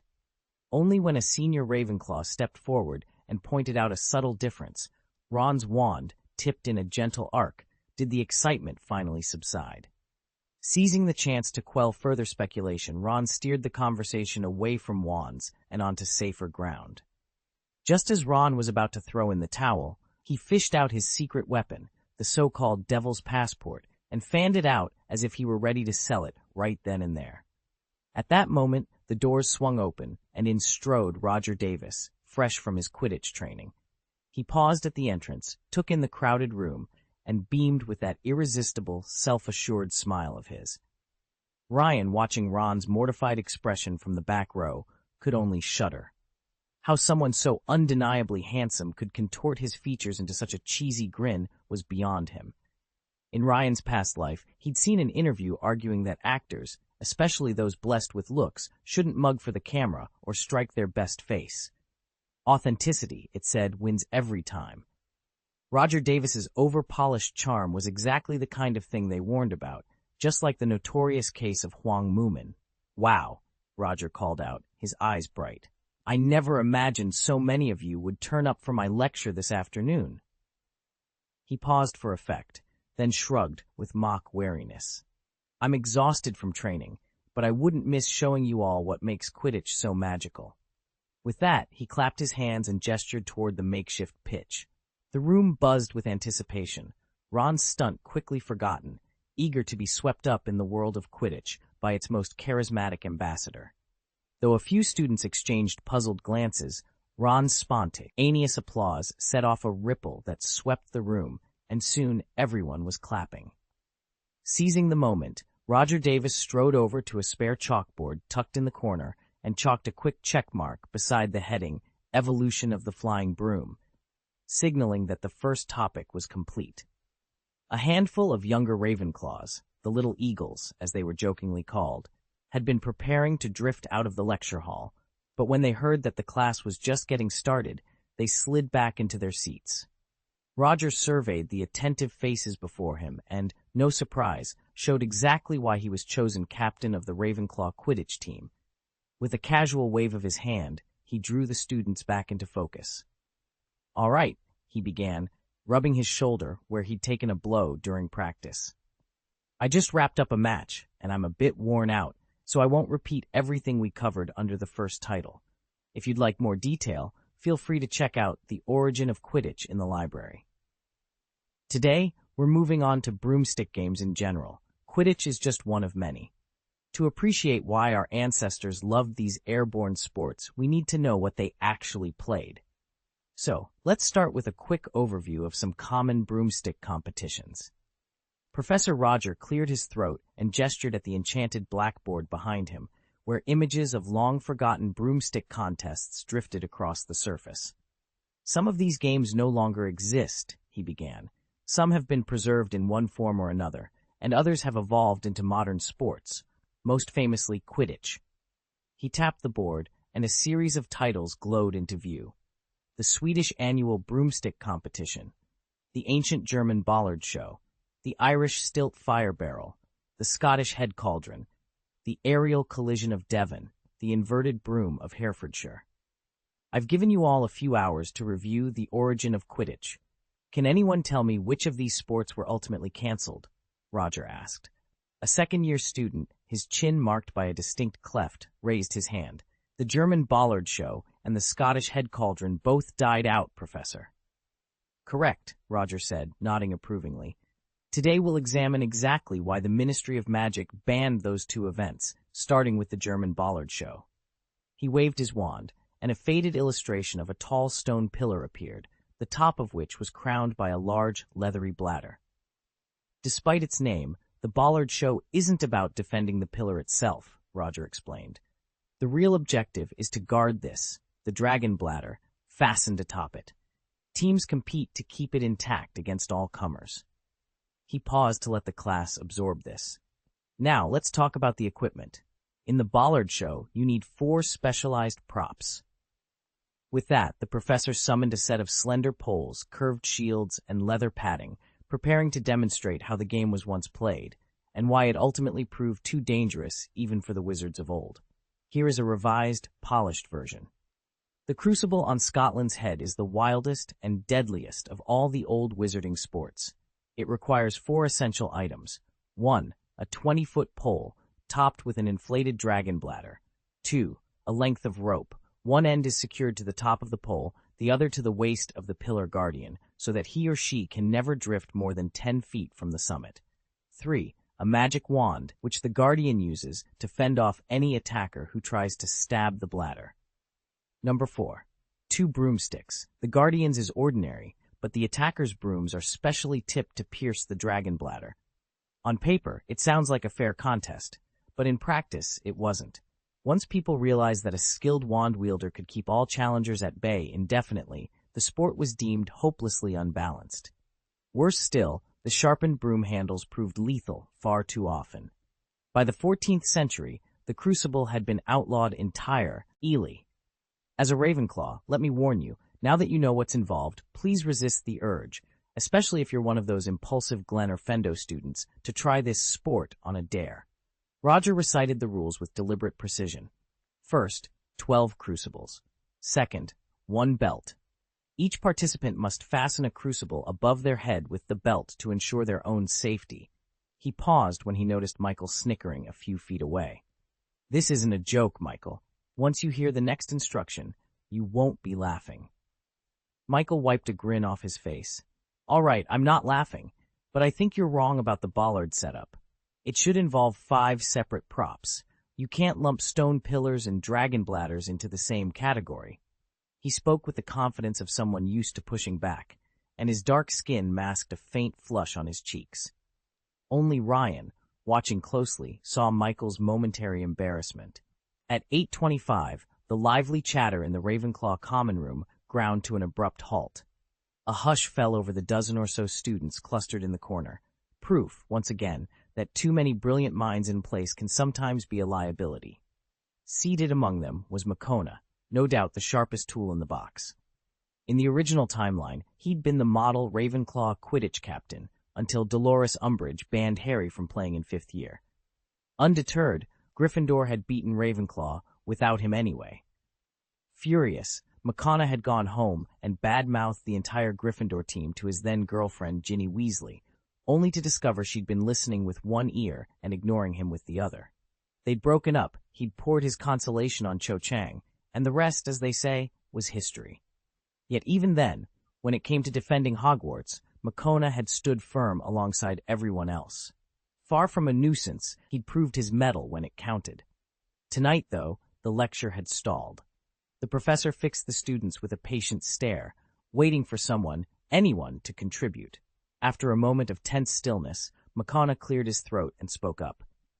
"Well, Professor," he said, "I can't think of any broom games a wizard would call genuinely dangerous. We aren't fragile muggles who need special protection." "Excellent," the professor replied with a small smile, nodding in approval. "Then, let us proceed." "I think you'll understand soon enough," Roger said, settling back into his chair. He paused for a moment, gathering his thoughts. The third and most dangerous element of the crucible catch is the enchanted stones themselves. They hover 100 feet above the ground, sometimes as many as 100 at once, each one charged with unpredictable magic. During the competition, 12 contestants line up. On their heads they wear an iron crucible, essentially a heavy, inverted bowl, and they must catch as many of those stones as they can before they hit the ground. Wands are strictly forbidden. Back in 18th century Scotland, so many players were maimed, or worse, that the sport was outlawed by 1762. Roger leaned forward. Whenever anyone mentions crucible catch, there's always one name that comes up. MacDonald, better known as Blonde Magnus. Curious now? Lisa Dupin raised an eyebrow. How do you know he was so good? His nickname can't tell us everything. Roger hesitated, only then realizing how soft his voice had become. He straightened and fixed her with a steady look. Picture this. Magnus would keep that iron crucible strapped to his head all day, dodge stones that could crush his skull, and still come away unscathed, triumphant. That kind of endurance and precision, there's your proof of his skill. Who dares to claim he isn't skilled? Someone challenged from the audience. In the 1960s, Roger began, leaning forward into the studio lights. He was the world's most celebrated and most outspoken broom master. When he petitioned the Ministry of Magic to revive official matches, they flatly refused, pointing to the mounting injuries in underground games as justification. He paused, letting the weight of his words settle. That's why, back then, a witch with a Scottish partner risked being broken off the moment her family examined his skull. A single dent, a sunken spot, proof of repeated concussions, and the engagement was over. Roger's voice dropped to its customary smooth, magnetic timbre. But I have to ask, why do we only concern ourselves with witches who date Scotsmen? Is this not a form of discrimination? A sharp retort rose from a young witch in the crowd. She stood defiantly, ready to press her point, but a circle of Roger's female admirers quickly converged, ushering her back to her seat with polite firmness. Magic used to meet magic, it seemed. Roger offered a wry smile. Let me be perfectly clear. No witch of taste would willingly stand under a falling crucible, let alone it land on her head, just to prove a point about broom technique. He leaned back, the studio lights flickering as debate ignited once more. Ryan sat back with a weary sigh. But isn't that just going to make us look foolish? Roger shook his head, folding his arms. Actually, I've been careful to keep my examples gender neutral. Take that bollard scene in Germany. I always say, make sure no one can fly more than 10 feet away from the pillar, rather than specifying he or she. He spoke with the same meticulous precision that, Ryan realized, made him sound remarkably like a Quidditch captain issuing pre-match instructions. Hermione, meanwhile, narrowed her eyes at the woman who had just stood. Thankfully, she offered no overt approval. Ryan nearly jumped in his seat. He knew that in his old life, the real Hermione, as portrayed by Ms. Watson, had a razor-sharp wit. If Hermione hadn't objected so pointedly, she might not even have been invited on next week's expedition to Atlantis. Then again, maybe her skepticism had sealed the deal. Ryan rubbed his temples. This is such a headache, he muttered to himself. I'll have to reschedule with Kate. No chance I'm free this weekend. Next week, though, I'll take Kate, Harry, and Hermione to Atlantis. He let the words hang in the air, already bored by the endless logistical juggling the trip demanded. Roger was nearly mobbed by his female admirers. Thankfully, they managed everything, so he decided to call it a day. I won't bore you with every obscure wizarding sport, he announced, sliding his notes into his satchel. For instance, there's the Irish stilts and fire barrel race. Competitors mount towering stilts and dash through flaming barrels while clutching a goat's gallbladder.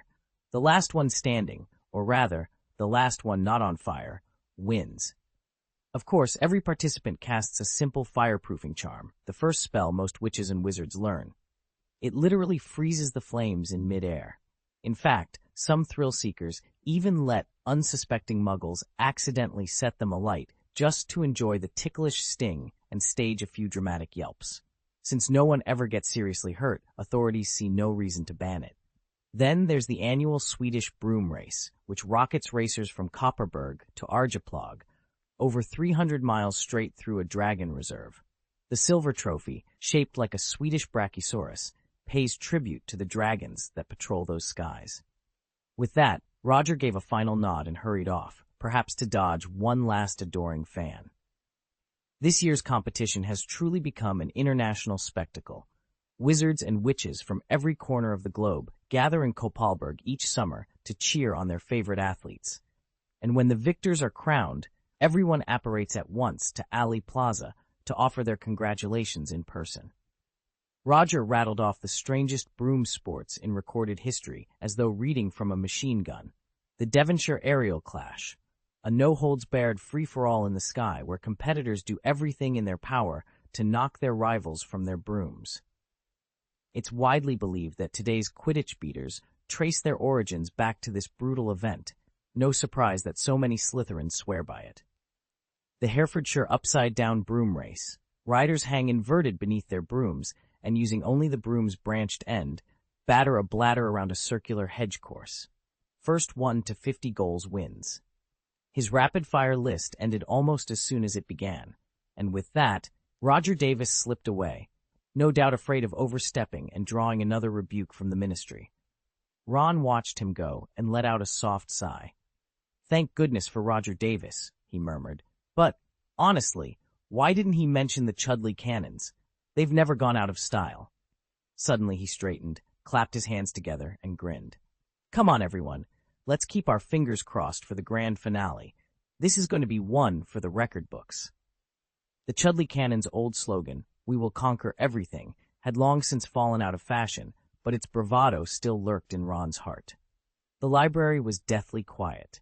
On lay the soft rustle of parchment, and the occasional thump of a heavy tome being closed broke the stillness. Ron, perched on a stool beside the ancient oak table, was about to launch into another rant when Hermione's low voice snapped him shut. Enough, Ron. Not another word about wands or curses. I'm right here, you know. Ron huffed, glaring at his book. For a moment, even Neville Longbottom looked as if he might rise to defend him, but he simply swallowed and bent back over his own notes. Then, as if unable to contain himself any longer, Neville muttered, "You know, the Cannons claim they've won the League Cup 21 times, but that was ages ago." Ron shot him a look. Ages ago? Try a century ago. Not quite a century, Neville corrected, glancing up. They last lifted the cup in 1892. It's only 1991 now, just 1 year shy of a full 100. I swear, Ron growled, slamming his fist on the table, this year the Chudley Cannons are taking that cup back. After that outburst, the three friends fell into an even deeper silence. Nobody spoke again until the stroke of bedtime, when they finally packed away their books and trudged back to Gryffindor Tower. Ryan, who had been listening from across the table, couldn't help but blink in surprise. He had expected more bickering, more bravado, maybe even outright arguing. Instead, the fierce loyalty and quiet determination he'd witnessed in Ron and Neville left him with a new respect for his friends and a hopeful anticipation for the coming Quidditch season. Chapter 120, Draco Malfoy's Autobiography. I am Draco Malfoy, a noble-born Slytherin, and I've always believed no one would dare refuse my friendship, not even Harry Potter, the boy who lived. It all began on July 31st. Mother had taken me to Madame Malkin's robe shop to be measured, then gone on to buy my school books. It was the first time she'd ever left me alone, and I confess I was mortified. My knees wobbled, my face went pale, and I was certain I was about to embarrass myself in front of every witch and wizard in Diagon Alley. That's when he showed up, a small boy in a mismatched robe that, at first glance, seemed oddly fashionable, but the patches and frayed hems betrayed its age. I wondered if he was as impoverished as those Weasley lot, or simply someone who refused to conform. With quiet condescension, I fired off a few questions to gauge his background. He floundered over the first handful, mudblood, perhaps. But when I asked about his parents, he answered without hesitation. Pure blood, it turned out. Strange how relief can taste so sweet. Flushed with triumph, I went on to voice my opinions. About the staff at Hogwarts, about that uncouth gamekeeper, Rubus Hagrid. I expected silent agreement. Instead, the boy looked me square in the eye and defended Hagrid, praising his intelligence and loyalty. His boldness caught me off guard, and I admit it intrigued me more than any polite assent ever could.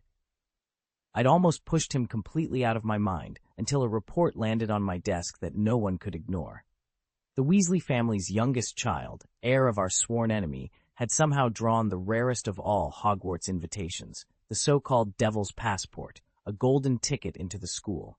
So on September 1st, the first morning of term, I asked around the station and tracked the Weasleys' battered carriage to platform 9 floors. There, by pure chance, I ran into him again. I'd rehearsed a polite, formal invitation, but before I could speak, the Weasley family ghost, pathetically shrill, fluttered into view. 1 second I was standing firm, the next I was unceremoniously launched into the air. Let's just say the poor boy's first impression of me suffered greatly. Still fuming as I climbed down from my own carriage, I learned the truth. My mysterious Weasley child was not Ron or Ginny, but Harry Potter himself. I couldn't help it. I laughed out loud. Of course he'd caught Malfoy's eye. He's the boy all of Wizarding England knows. Better still, the Sorting Hat placed him in Ravenclaw instead of Gryffindor, so I'll never have to worry about lions breathing down our necks. If he'd gone to Gryffindor, we'd have broken off on the spot. As for Ron Weasley, well, I pity him too. He ended up in Ravenclaw as well, so at least he won't be stuck with the troublesome Gryffindors either. That day, Monday, September 2nd, was the darkest moment of my young life. It happened in Professor Sprout's herbology class. Gathering my courage, I approached Harry Potter and offered him friendship. I even introduced myself by my full noble name, Draco Lucius Malfoy. But before I could finish, Ronald Weasley burst out laughing at my name, my carefully honed pedigree, as the name of a family with dragons on its crest, and that freckled oaf found it hilarious. Worse still, Harry actually turned me down. Right there, in front of the entire class, he flat out refused my offer. Mark my words, that refusal will be the beginning of his troubles. Fortunately for me, Professor Sprout intervened before the situation could get uglier. She shooed us apart and refocused everyone on their mandrakes, sparing me at least the immediate humiliation of a duel. I thought I would harbor nothing but contempt for Potter after that. But later that afternoon, I was summoned to the headmaster's office. There I found Professor Snape, my father's old friend, standing beside that Weasley runt and Harry Potter himself. The boy looked even more out of place than Crabbe and Goyle. When the sorting hat was placed on Potter's head, I learned the truth of his pitiful life. Worse than any house elf servitude, forced to sleep beneath the stairs at Privet Drive. And yet Dumbledore had the gall to protect him, afraid of whatever power the boy possesses, a power so strong that even Peeves steers clear of him. It's no wonder he's so easily misled by that Weasley redhead, the so-called Chosen One's lackey. All this time, I let my pride blind me. If only I had extended my hand the very first moment I met him. Potter might have had a friend worthy of him. Instead, I'll carry this regret and my promise of vengeance forever. I told Rita Skeeter everything. In the days that followed, my hunch proved absolutely correct. Harry Potter was a born savior. Even Professor Quirrell, the stammering Defense Against the Dark Arts teacher, fell to him twice. Dumbledore himself stepped in to teach, eager to watch Harry at close quarters and guide him toward greatness. Finally, the article appeared in the Daily Prophet. And Harry still refused to believe it. For a boy who'd walked through hell, you'd think he'd welcome the first real handshake and ray of sunshine offered him. But stubborn pride overruled him yet again, and I seethed. My week went from bad to worse. The Weasley twins cornered me in the corridor, hissing threats. Only Percy Weasley's officious intervention saved me from their pranks. Next, I dared to challenge Peeves and wound up covered in rotten fruit until the bloody Baron swept in, ghostly and silent, to fend him off. Later, I taunted poor Dudley, that insufferable muggle, and nearly tasted his fists. Crabbe and Goyle only stepped in at the last moment, eager to curry favor with the stronger side. In every clash, I felt my anger spike higher. But my greatest blunder was forgetting how close Harry always is to the action. He heard the words I spat at Dudley, and worse, every venomous thought behind them. Now he knows exactly what I am and what I've done. A week has passed, and Monday morning has arrived. My first class is herbology with Professor Sprout. There's no more hiding in empty hallways or skirting around the edges of the castle.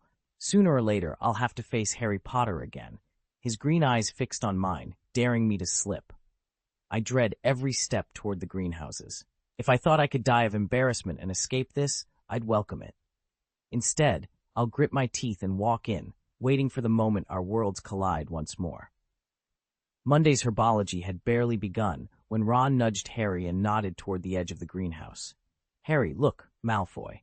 Harry glanced up. There, by the creeping devil's snare and rows of potted mandrakes, stood Draco Malfoy, arms folded, head down as if too shy to join the others. Ron gave Harry's elbow a firm jab. "Go on, say hello." Harry drew in a steadying breath. "All right, here goes." He left his spot and walked straight toward Malfoy. When he reached him, Harry cleared his throat. "Hi." Draco looked up, his expression wary. "Hi." They both paused, as if rehearsing the next words. Harry began. "Aye," Draco echoed. Harry plunged on. "Look, Malfoy, let's call a truce. I'll be your friend, on one condition. You stop insulting Ron's family." Draco's pale eyebrows shot up. "A truce? With Potter? Don't make me laugh. The Weasleys are Dumbledore's puppets. Haven't you blamed him enough?" Harry squared his shoulders. "Is that really how you see us?" Before Malfoy could answer, Professor Sprout's voice rang out across the greenhouse. "Potter, Malfoy, what do you two think you're doing?" She marched over, pruning shears in hand, clearly exasperated. These two had disrupted her class more than once. Harry and Draco exchanged a quick look, then both answered, "Nothing, Professor," in perfect unison, before bursting into laughter that somehow washed away their old rivalry. That evening, when Harry made his way back to the Ravenclaw common room, he spotted Malfoy standing by the fire, giving him a small, genuine wave, the very first. It was a simple gesture, but it felt like the start of something entirely new. "Do you agree, Draco?" Crabbe asked, his tone unsteady. In the original timeline, he'd bullied Malfoy after seizing power, unleashed fiendfire, and ultimately burned himself alive.